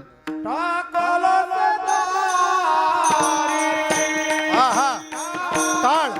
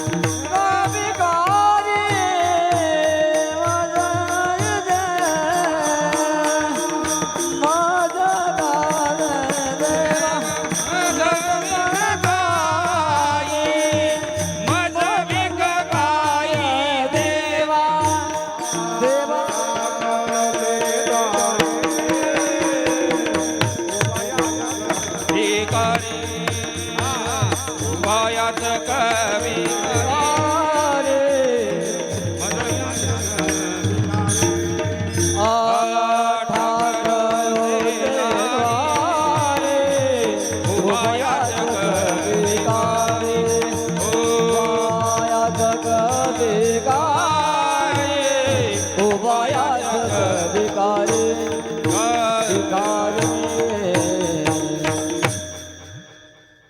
तबल्याला मृदंगाची ताकद देणारी फक्त तेजस मडवीच आहेत महाराष्ट्र. ठाकलो से द्वारी उभा याचक भिकारी. महाराज म्हणतात हे प्रेम मिळवायला मी खूप फिरलोय. ठाकलो हा शब्द ते सांगतो. ठ हे मराठीतलं कठोर व्यंजन आहे जे व्यक्त होण्यासाठी फार कठोर व्हावं लागतं. शरीराला सुद्धा तयारी करावी लागते. ठ अक्षर उच्चारायचं असेल तर करून बघा प्रयोग. कठोर, कठीण, ठसठशीत, ठाशीव, ठाम. नाभीचा भाग पोटाचा आत दाबावा लागतो आणि सगळा जोर व्यक्त करून ठ असं उच्चारावं लागतं. मग तुम्ही देवाच्या दारात गेल्यावर हे कठोर व्यंजन का उच्चारता? महाराज म्हणतात आमची नाराजी आहे म्हणून. तुम्ही असं का नाही म्हणाले आलो से द्वारी, पोचलो से द्वारी, थांबलो से द्वारी? महाराज काय म्हणाले? ठाकलो से द्वारी. त्याची कारणं ऐका. कठोर व्यंजन का वापरलं? तुकाराम महाराज नाराज आहेत देवावर. का नाराज आहेत? अरे आम्हाला काही हवं आहे हे मिळवायला आम्ही तुझ्या दारात यावं. तू करतो काय? भाषणात तर लय भारी भारी बोलतो, बाकी सगळे हालच आहेत. विठ्ठला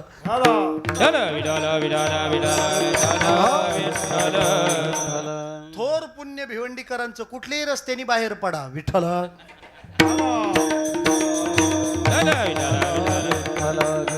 त्या दिवशी आम्हाला नायगावला जायला 3 तास लागले. काय कमाल आहे. असो, तू फार बोललाय भगवद्गीतेत. काय बोललाय देव?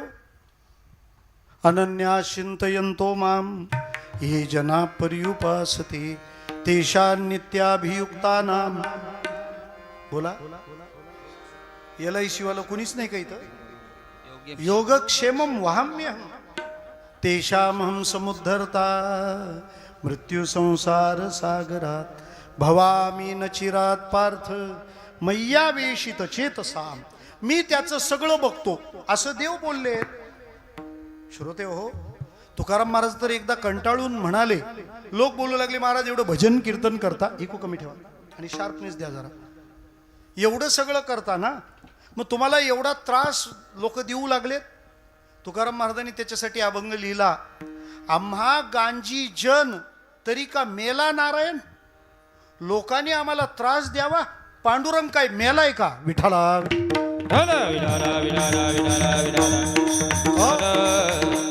म्हणजे देव प्रत्यक्षात असं बोललेत की मी त्यांची सगळी काळजी घेतो. मग तुकाराम महाराज म्हणाले देवा सगळी काळजी घेतो असं जर तू बोललाय तर मग माझ्या अपेक्षा घेऊन तुझ्या दारात यावं लागलं. मी नाराज आहे. नळाला तसं पाणी येणं वेगळं आणि बायकांनी हंडा मोर्चा काढल्यावर पाणी येणं वेगळं. विठ्ठला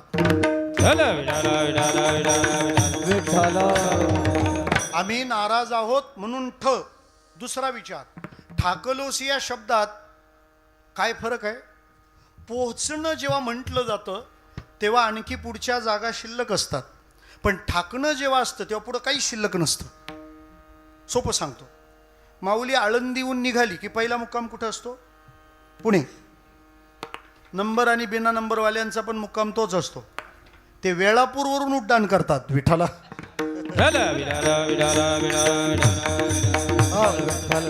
बरोबर ना? हां ठीक आहे. आळंदीतून निघाल्यावर पहिला मुक्काम माऊली पुण्याला पोहोचते. पुण्यातून निघाल्यावर सासवडला पोहोचते. सासवडून निघाली की जेजुरीला पोहोचते. जेजुरीहून निघाली की वाल्याला पोहोचते. वाल्याहून निघाली की लोणंदला पोहोचते. लोणंदहून निघाली की तरडगावला पोहोचते. तरडगावहून निघाली की फलटणला पोहोचते. फलटणहून निघाली की बरडला पोहोचते. बरडहून निघाली की नात्यापुत्याला पोहोचते. नात्यापुत्याहून निघाली की माळशिरसला पोहोचते. माळशिरसहून निघाली वेळापूरला पोहोचते. वेळापूरहून निघाली भंडीशेगावला पोहोचते. भंडीशेगाव निघाली वाखरीला पोहोचते. वाखरीहून निघाली पंढरपूरला ठाकते. आता पोहोचते नाही, कारण आळंदीहून पुण्याला पोहोचल्यावर सासवडचं पोहोचणं शिल्लक राहतं, पण वाखरीहून पंढरपूरला ठाकल्यावर पुढं कुठंच शिल्लक नाही. विठ्ठला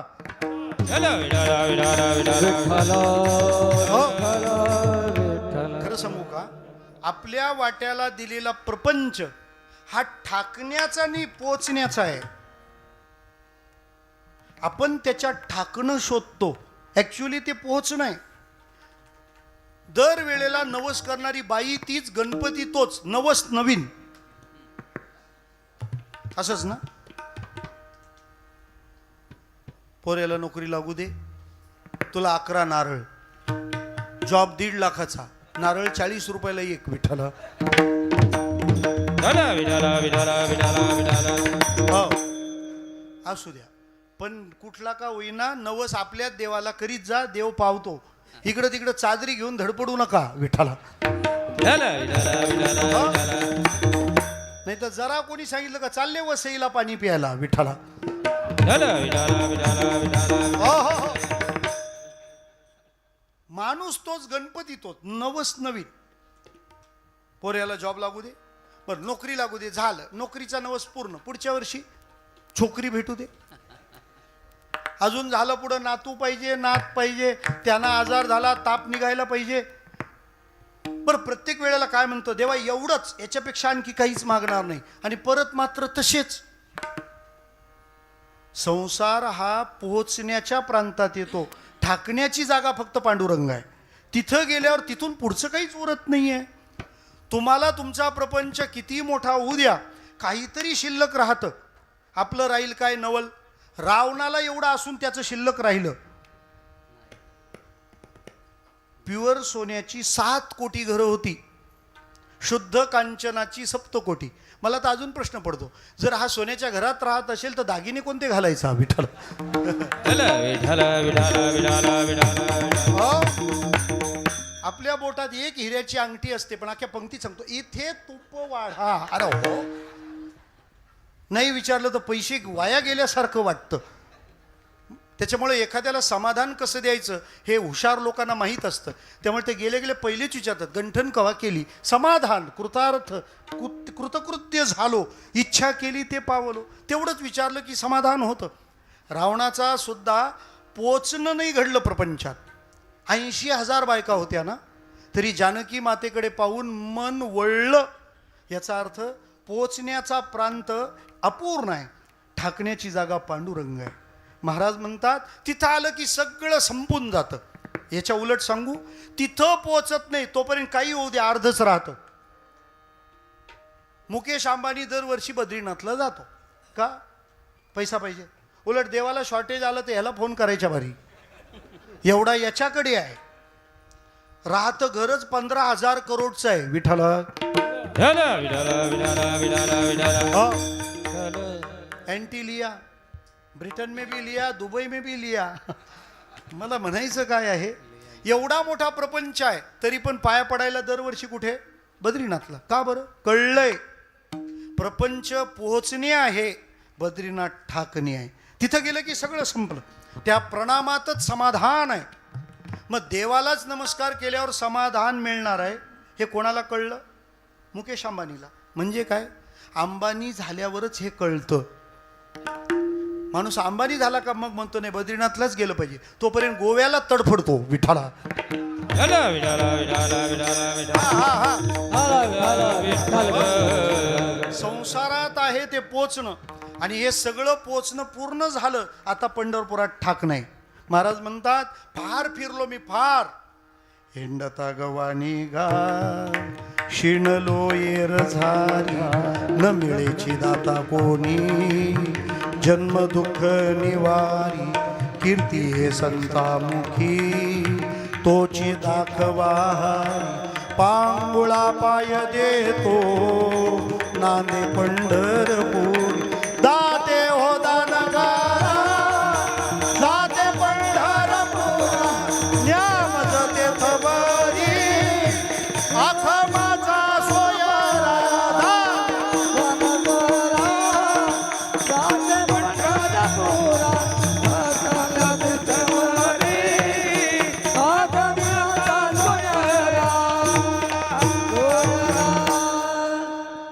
महाराजांनी जो संसार करायला सांगितलंय म्हणजे काय, असं सांगितलंय का बर्थडेच्या दिवशी 5,000 घे, ऐश कर, असा आहे का प्रपंच. जा मजा करा, आपलाच बर्थडे, भाईचा बर्थडे. अरे असं नाही प्रपंच दिला. प्रपंच आम्हाला गैरसमज दूर करायला दिलाय. तुमचं लग्न का देव लावून देतो, लग्न कर आणि मजा कर असं नाही. तू देवा व्यतिरिक्त कोणत्याही प्रांतात जा, तुला अनुभव दुःखाचाच येणार आहे. त्या त्या जागांवर आपण जे समाधानाचे भ्रम उभे केलेत ते बाजूला करायचे आणि तिथून परत भजनात यायचं. त्यामुळे आपल्या संसारात दुःख दिसल्यावर सरळ देवाकडं बघायचं. पण हे फक्त साधकाला जमतं. आपल्या संसारात दुःख दिसलं का लोकांना दुसऱ्याच्या संसारात सुख दिसतं. हाच तो फॉल्टी पॉइंट आहे. लोक म्हणून ती संसारात भेटली का मस्त बोलतात, तुमचा बरा आहे. त्याचं बरं आहे तर तुझी कुठं लंका पेटली आहे? त्याचं पण दुःख आहेच ना, त्याचं तुला माहित नाही एवढीच अडचण आहे. मला इथं म्हणाला अंबालीकडे लय जाड पैसा आहे. म्हटलं पोरगा पण जाड आहे विठाला.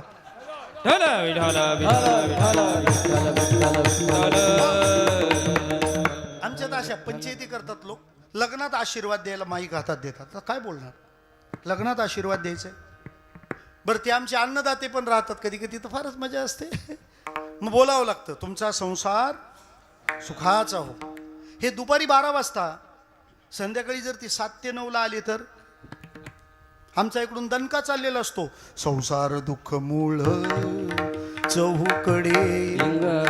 चाल पण हीच लावावी लागते, नाही तर फील येत नाही विठाला. तो म्हणायला हा महाराज नाशिकचा दुतोंड्या मारुती आहे काय?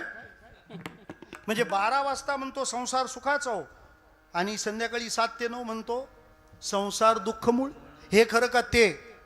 खरं तेच आहे. हे तुम्हाला बरं वाटावं म्हणून, तुमचा मूड खराब होऊ नये म्हणून विठाला.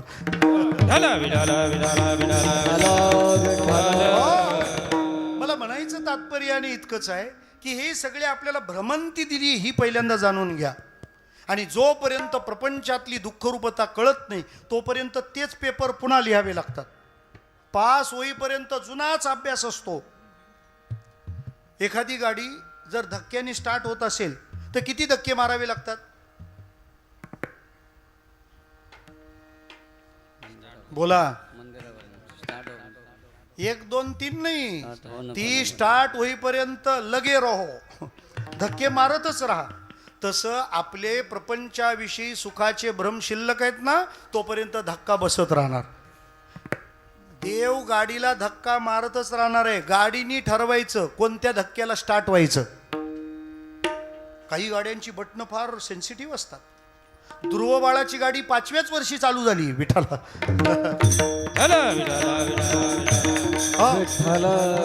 आपल्या गाडीचा धक्का मारून मारून पार मागचा पत्रा चेंबलाय तरी गाडी काही स्टार्टच होईना. बायको नवऱ्याला म्हणते तुम्हाला काडीची अक्कल नाही, बावळट आहात. तो म्हणतो बायको आहे बोलणारच, बस मग विठाला.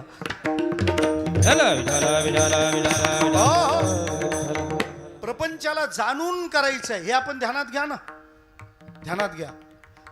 फार कोणाची कडून माझी अपेक्षा नाही, पण जे 50च्या पुढे गेलेत ना त्यांनी कान उघडे ठेवूनच ऐका.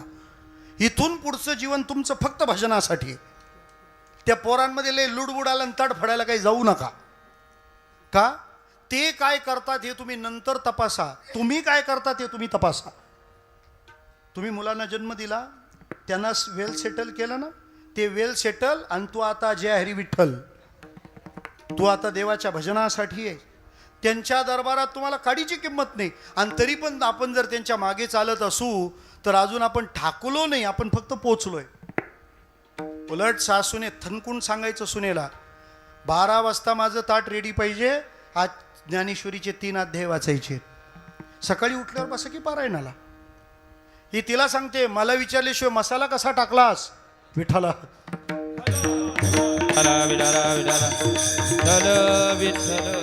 आळंदीहून आलं की पंढरपूर, पंढरपूरनं आलं की पैठण, पैठणून आलं का त्र्यंबक, चालूच राहा. का?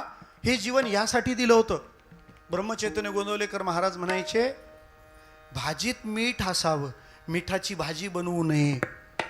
प्रपंच आपल्याला चवीपुरता असावा.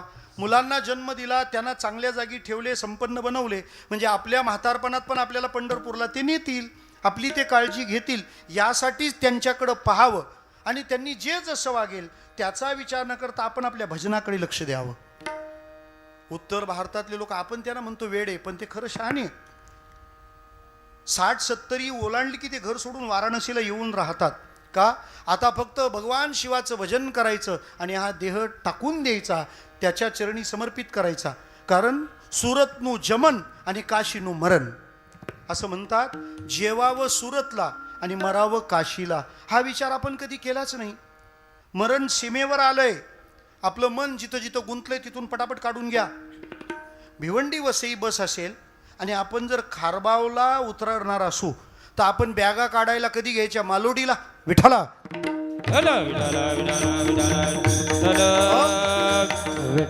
खारबावचं उतरायचं आहे ना खारबावला, मग वडगर पासून बॅगा काढून घेतल्या पाहिजेत. का? खारबावला उतरायचं आहे. आपल्या तर लई बॅगा इकडं तिकडं टाकून ठेवलेल्या आहेत, किती गुंतवा होईल. श्रोते हो, तुकाराम महाराज म्हणतात, मी संसारातल्या सगळ्या जागांवरून आलो, समाधान कुठंच मिळालं नाही, पण मला समाधानाची जागा माहिती होती म्हणून मी इथं आलो. ठाकलो से द्वारी, मी दारात आलोय. आणि येताना कसा आहे? उभा याचक भिकारी. 3 विशेषण आहेत. मी उभा आहे, मी याचक आहे, मी भिकारी आहे. या तिन्ही पदांची योजना सकारण आहे. त्यामागं हेतू आहे महाराजांचं. महाराज उभे का राहिलेत? त्याचं कारण आहे, ज्याच्याकडे आपण गेलोय त्याचं स्टेटस पाहिलं पाहिजे ना. तुकाराम महाराज गेलेत पंढरपूरला आणि देव विटेवर कसा आहे? सुंदर ते ध्यान बैसले. उभे आहे ना, उभे विटेवरी. मग पांडुरंग जर उभा आहे तर त्याच्याकडे जाऊन आपण बसून चालणार नाही, म्हणून मी पण उभा. याचक, मी मागणारा आहे, मागायला आलोय तुझ्या दारात.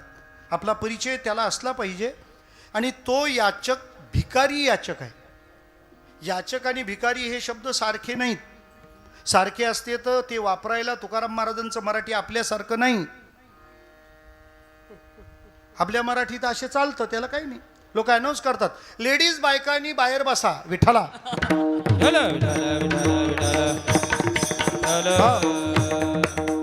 लेडीज बायका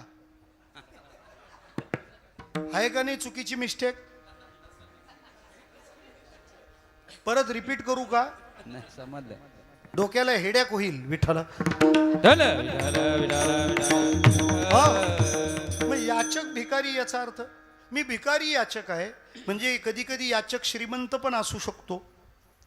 रावण याचक आहे पण भिकारी याचक नाही, श्रीमंत याचक.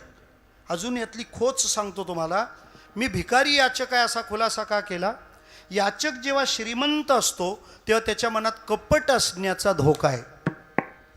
आपल्याला असं वाटतं, वा वा वा माझ्याहून पाया पडला. अरे तू 5 वर्षातून एकदाच पडतो. विठ्ठला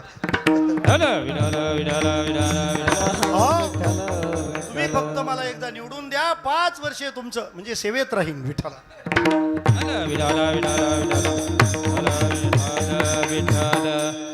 श्रोते हो, आपल्याला मिळालेलं पद, आपल्याला मिळालेली विशेषता ही कायम टिकत नसते. जेव्हा जेव्हा ज्या ज्या पदांचे अधिकार तुम्हाला प्राप्त होतात तेव्हा त्यांचा त्यांचा सदुपयोग करा. त्याने समाजाचं भलं होऊ द्या, सगळ्या जगाला आनंद होऊ द्या आणि त्या कामात आपली ऊर्जा खर्च होऊ द्या. अजरामर व्हाल. देव चंद्र सूर्य असेपर्यंत तुमची कीर्ती ठेवील. हे आपल्या डोक्यातच उजेड पडेना. मिळालेल्या पदाचा योग्य वापर केला नाही, चुकीचा वापर केला तर देव ते पद पुन्हा आपल्याला कधीच देत नाही. साधं सांगतो तुम्हाला. शेजारणीने आपल्याकडून मिक्सर मागून नेला, बरोबर, आणि परत आणताना ते आतमध्ये फिरतं, त्याला काय म्हणतात? ब्लेड. तो तोडून आणला. आणि नेलेल्या वस्तू जर तोडून परत द्यायचा असेल त्यावेळेला त्या गृहिणीचा चेहरा एकसारखाच असतो. ती खूप प्रेमळ असते त्या दिवशी. बाई त्या ह्या ना जुरूक तुटला. आता तो जुरूक नाही, अख्खा काही ठेवलंच नाही, तुकडे डायरेक्ट 2. मग त्यावेळेला आपण काही तिच्यावर चिडत नाही. आपण असं म्हणतो, असा कसा केला असं नाही म्हणत. आपण काय म्हणतो, जाऊ द्यायचे, असू द्यायचे, तुझ्या हास्य काय माझ्या हास्य काय, तुटाचा त्या. असं फक्त ती बोलते. ती त्या दिवशी गाठ मारून ठेवते. कोणती? तू बिसा काही मागायला ये आता. विठाला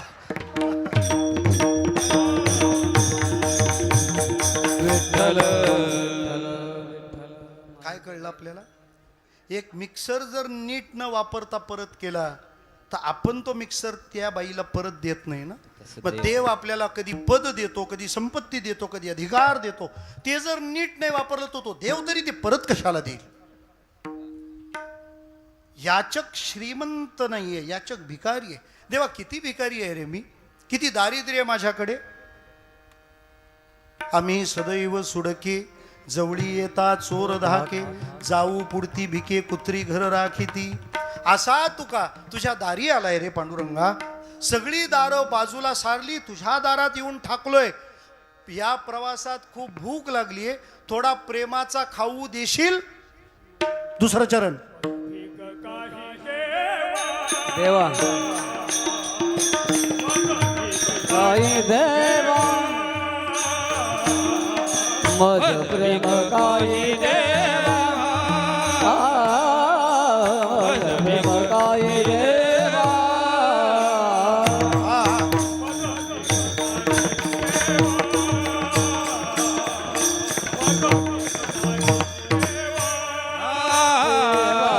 मज प्रेम काही देवा मज प्रेम काही देवा प्रेम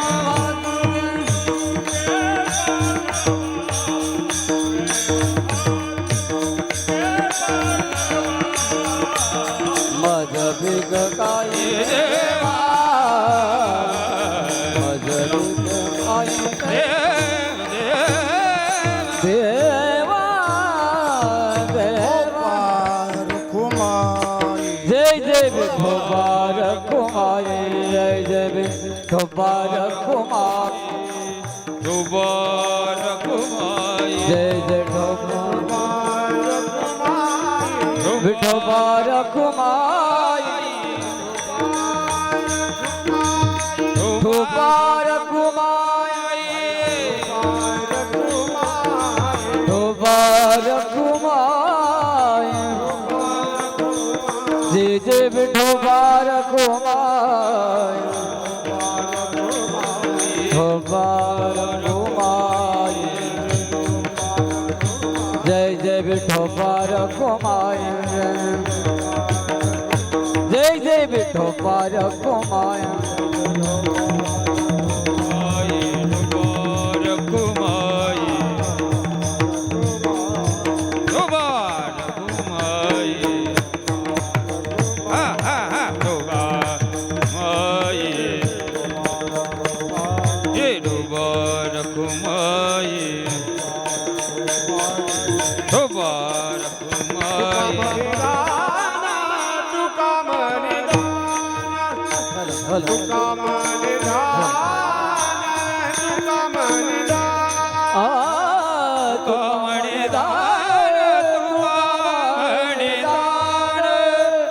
तुका म्हणे दान तुका म्हणे दान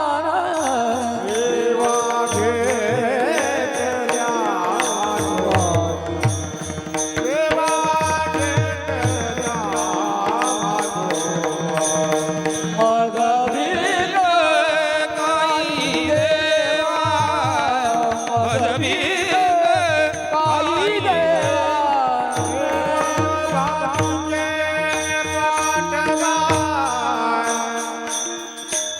प्रेम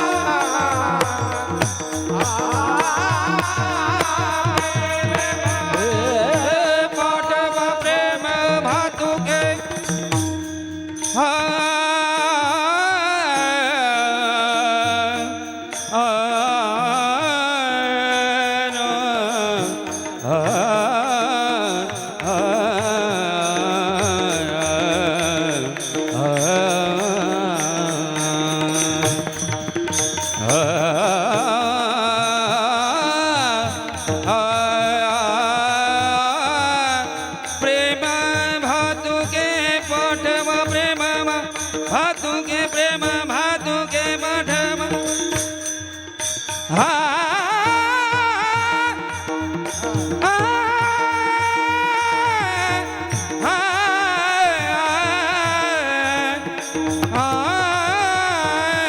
प्रेम भातुके भातुके पाठवा सोडवाडवा प्रेम भातुके पाठवा पाठवा प्रेम भातुके पाठवा प्रेम भातुके पाठवा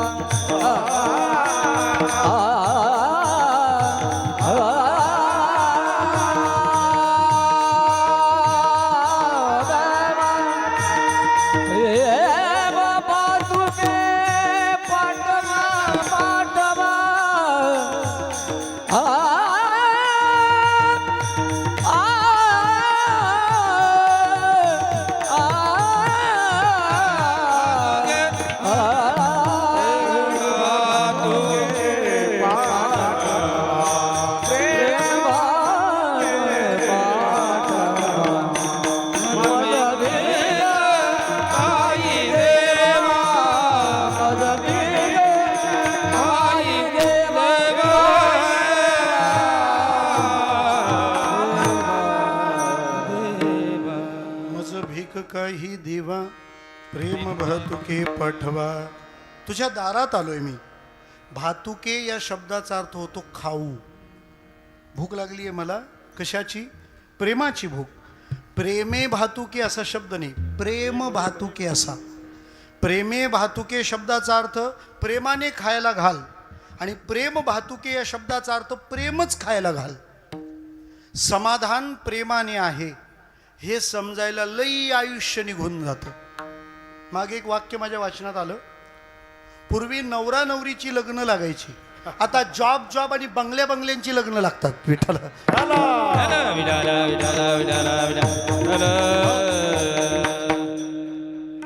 आम्ही प्रेमाची अभिलाषा धरतो का?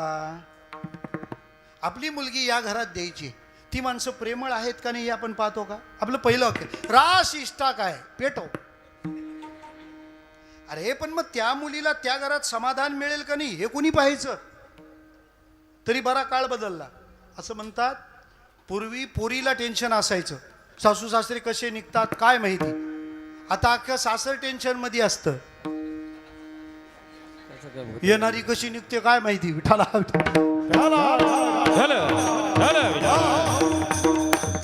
सरते शेवटी मुद्दा येतो तो प्रेमाचाच. समाधान कशात आहे? कोविड काळात लोकांनी बरोबर अनुभवलं. काही अशी घरं आम्ही पाहिली, कुटुंबाच्या प्रमुखाला कोविडची लागण झाली, त्यांच्या अख्खे घरचे दररोज त्या माणसाला भेटायला जायचे. डॉक्टर लोक घाबरवायचे तुम्हाला लागण झाली तर, आणि ती घरची माणसं सांगायची आमचा करता माणूस मेला तर आम्ही तरी जगून काय करणार. काय प्रेम असेल.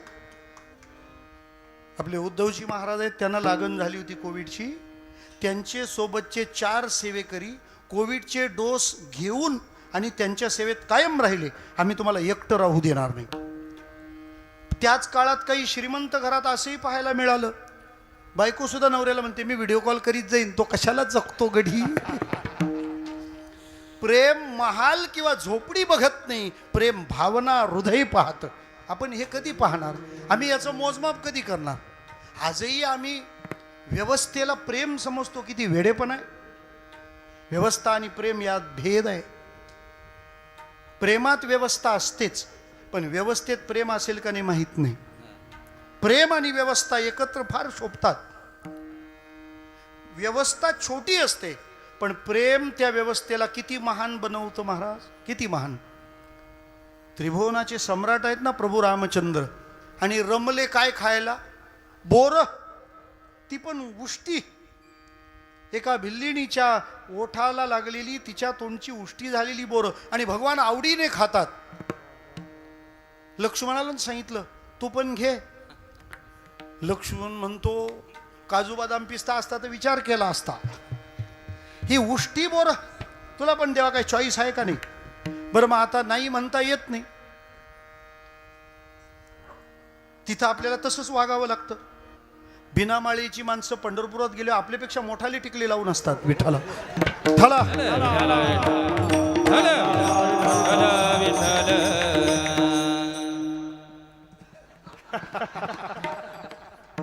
तो टिकला लावतो, फक्त टिकला पाहिजे. लक्ष्मण म्हणतो आता घ्यायला लागतं, आता देव खातो म्हटल्यानंतर आपण तरी काय म्हणणार. तो द्रोण घेतला आणि लक्ष्मणाने मागच्या मागं फेकून दिला. भगवंताला फार वाईट वाटलं. तुम्हाला माहिती आहे शंकराच्या पिंडीवर पाणी वाहतात, ते पाणी ज्या बाजूने जातं ते पाणी ओलांडतात का? नाही. आपण प्रदक्षिणा अर्धी करतो की नाही, परत फिरून येतो. पूज्य पांडुरंग शास्त्री आठवलेंनी म्हणजे दादाजींनी याचं कारण इतकं सुंदर सांगितलंय की ते पाणी का ओलांडायचं नसतं. तुम्ही जरूर त्यांची पुस्तकं वाचली पाहिजेत. आणि विशेष करून संस्कृती पूजन नावाचा छोटासा ग्रंथ त्यांनी लिहिलाय. आपले सगळे सण आणि परंपरा का करायच्या जपायच्या हे नव्या पिढीला ते पुस्तक वाचायला द्या. तुमच्याकडे नसेल तर गावात एखादा स्वाध्यायी भाऊ असेल त्याच्याकडे मागा आणि त्याला पण विनंती आहे थोडा दे. विठ्ठला विठ्ठला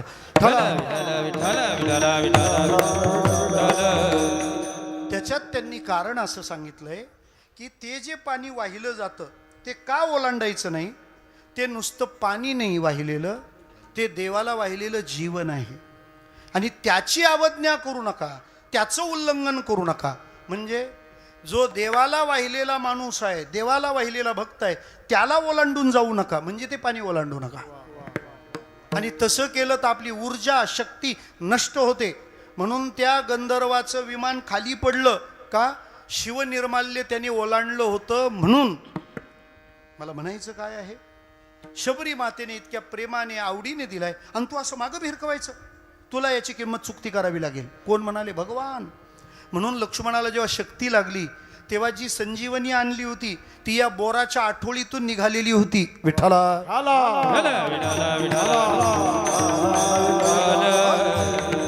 म्हणून प्रेम पहिल्यांदा ओळखायला शिका. तुम्हाला जर भडकपणाची ओढ असेल तर तुम्हाला प्रेम कळणार नाही. प्रेम फार आत राहतं. पूर्वी डवऱ्याचं पाणी प्यायचो आपण, बरोबर ना? हे आता आपली नाटकं चालू झाली. बिस्लेरीत पाहिजे, त्याला सांगायचं डवऱ्याचं पाणी पिऊन जीव चालला होता तुझा. मग ते डवऱ्यावर पाणी प्यायला गेल्यावर आपण डायरेक्ट पसा भरून पाणी प्यायचो का? मी तर भरपूर प्यायलो, तुमचं मला माहित नाही. डायरेक्ट प्यायचो का? नाही. पहिल्यांदा शेवाळ तवंग सगळे बाजूला करून हळूच मग एक पसा भरायचा असतो. तसं मोठेपणा, मान, पद, श्रीमंती, धनसंपदा हे सगळं शेवाळ बाजूला केल्यावर मग ते प्रेमाचं पाणी हाताला लागतं. विठ्ठला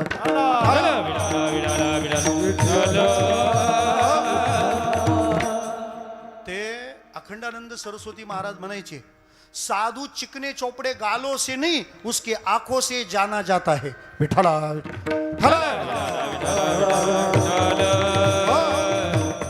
त्याचे नेत्र करुणेने प्रेमाने भरलेली राहतात. आणि असं प्रेम आपल्याला मिळेल तेव्हाच आपण समाधानी होऊ, तोपर्यंत नाही. हे तुम्ही पक्क ध्यानात घ्या. समाधानाची अनुभूती फक्त प्रेमानेच होते, फक्त प्रेमाने होते. तुम्हाला आणखी सोपं सांगतो. जावई पाहुणा येतो, तो महिना गेला आता.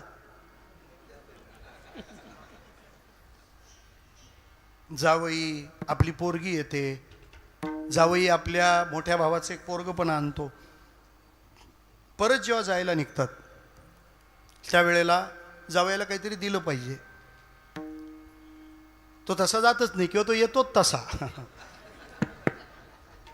एवढं सगळं घेतो तरी सहीच्या वेळेला नाटकं तोच करतो. विठ्ठला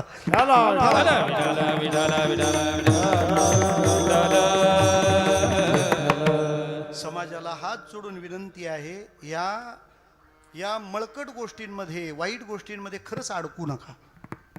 याच्याने आपण प्रेमाचा बळी दिलाय, प्रेमाचा बळी दिला. आणि पैसे तुमच्या नशिबात आहेत तेच तुमच्याजवळ तेवढेच राहतील. तुम्ही कोणाचे घेतलेले आणि कोणाला दिलेले हा हिशेबच नाही. इथलं कोणी नेईल, इथलं कोण नेईल, तुमचं तुमच्याकडे राहतं ना, त्याच्यासाठी स्नेह नका घालू. आणि हे दोघांनी पण लक्षात घ्या.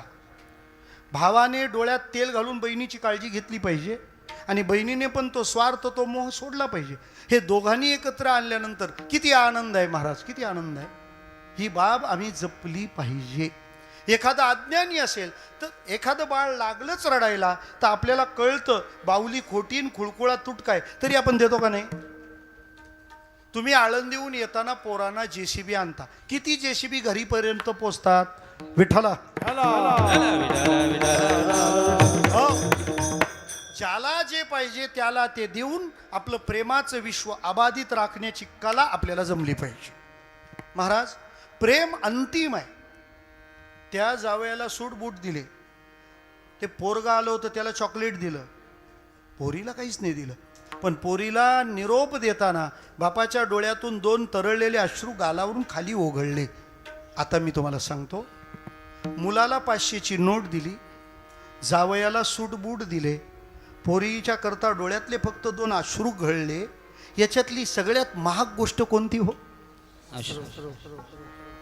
मग ही गाठ मारून ठेवा की जगातली सगळ्यात महाग वस्तू हे अश्रू आहेत, ते जपायचे. विठाला महाराज म्हणाले, देवा मी जो असा फिरत फिरत तुझ्यापर्यंत आलोय तो फक्त एवढ्यासाठी की तुझ्याकडून ते प्रेम मला मिळालं पाहिजे. हे बघा, जो प्रेम द्यायला बसलाय त्याच्याकडून लोक धन मागतात आणि जे धन देण्यासाठी आहे तिथून लोक प्रेमाची अपेक्षा ठेवतात. देवाकडून आम्ही प्रेमाची मागणी केली पाहिजे, कारण निजप्रेम भक्ती भक्ता घ्या घ्या आता म्हणत असे. प्रेमाचं विश्व फार निराळ आहे. स्वार्थ, लाभ, लोभ याच्या कितीतरी पलीकडे प्रेम राहतं. जगात देव आणि संत सोडून ते देण्याची कोणात ताकदच नाही. आपण सगळे गिराईक आहोत, कस्टमर आहोत. मला फक्त प्रेम पाहिजे, मला देण्याची सवयच नाही. बरीच लोक म्हणतात मला कोणीच जीव लावत नाही, पण तू कधी कोणाला लावला? त्यामुळे ही तक्रार खोटी आहे. एकच उदाहरण सांगतो आणि थांबतो. गौतम बुद्ध विचरण करत होते, चरैवेती चरैवेती फिरत होते. फिरता फिरता फिरता फिरता ते अशा नगरात आले की त्या नगरामध्ये एक अत्यंत सुंदर वेश्या राहत होती. तिचं नाव वासव दत्ता. तिच्याकडे अनेक जण यायचे, तिच्याकडे सगळेच बघत राहायचे, कारण तिचं सौंदर्य सगळ्यांना आकर्षून घ्यायचं. अशी ती वासव दत्ता, तिने जेव्हा गौतम बुद्धांना पाहिलं तेव्हा तिला पण समाधीच लागली. त्याचं कारण आहे, विरक्ती एका वेगळ्या आकर्षणाच्या शिखरावर राहते. त्याच्यामुळे साधूकडे बघा असं सांगावं लागत नाही, तो साधू बघण्यासारखाच असतो. बहिणाबाई चौधरींना त्यांचा मुलगा सोपानदेव चौधरी, म्हणजे मन वडाई वडाई लिहिलं ना,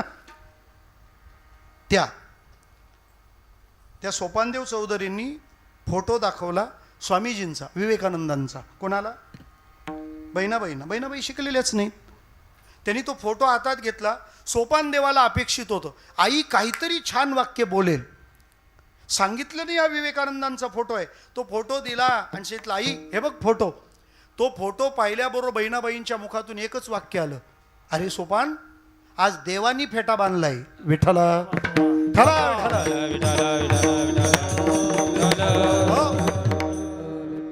मारुती मामा सांगायचे, स्वामीजी जेव्हा व्याख्यानाला उभे राहिले तेव्हा पहिल्या रांगेत बसलेल्या त्या स्त्रियांना त्यांचं तेच सहन झालं नाही, त्या मूर्छित झाल्या होत्या.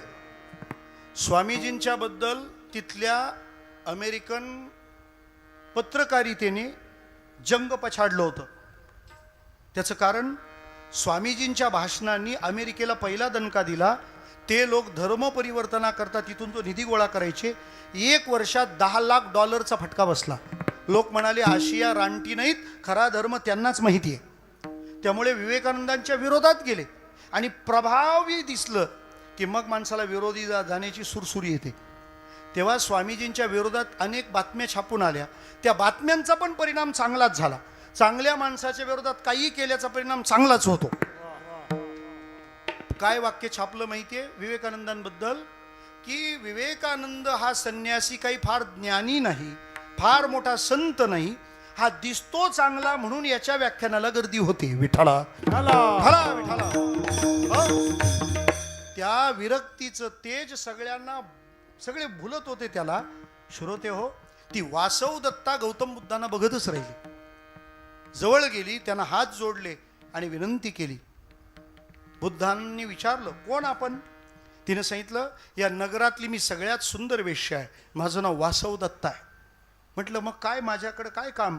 म्हणे, नाही, सगळ्या नगरातल्या लोकांना मी प्राप्त व्हावे असं वाटतं, पण मला तुमची प्राप्ती व्हावी असं वाटतं. मला तुमच्या सेवेचा योग द्या. मी अमुक स्थानात राहते, आपण तिथं या आणि मला आपली सेवा करू द्या. गौतम बुद्ध शांतपणे म्हणाले, वासवदत्ता, जेव्हा तुला खरी गरज असेल तेव्हा मी येईन. वासवदत्ता निघून गेली. पुढे ती वासवदत्ता वृद्ध झाली. तिला अनेक रोगांनी जर्जर केलं. तिला गावच्या बाहेर लोकांनी नेऊन टाकलं. तिच्याकडे कोणी ढुंकून पाहिना. तिला औषधोपचार होईना. ती अशा जर्जर अवस्थेत आहे हे कळाल्यावर मग गौतम बुद्ध तिच्याजवळ गेले आणि सांगितलं, वासवदत्ता, आता मी योग्य वेळी आलोय, आता काय करू सांग. त्या वासवदत्तेच्या अंतिम काळाची व्यवस्था गौतम बुद्धांनी लावली.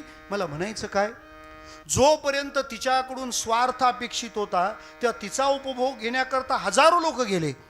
पण जेव्हा ती जरा जर्जर झाली, रोग जर्जर झाली, जेव्हा तिला जवळ असं कोणी नव्हतं, तेव्हा गौतम बुद्ध तिच्याजवळ जातात.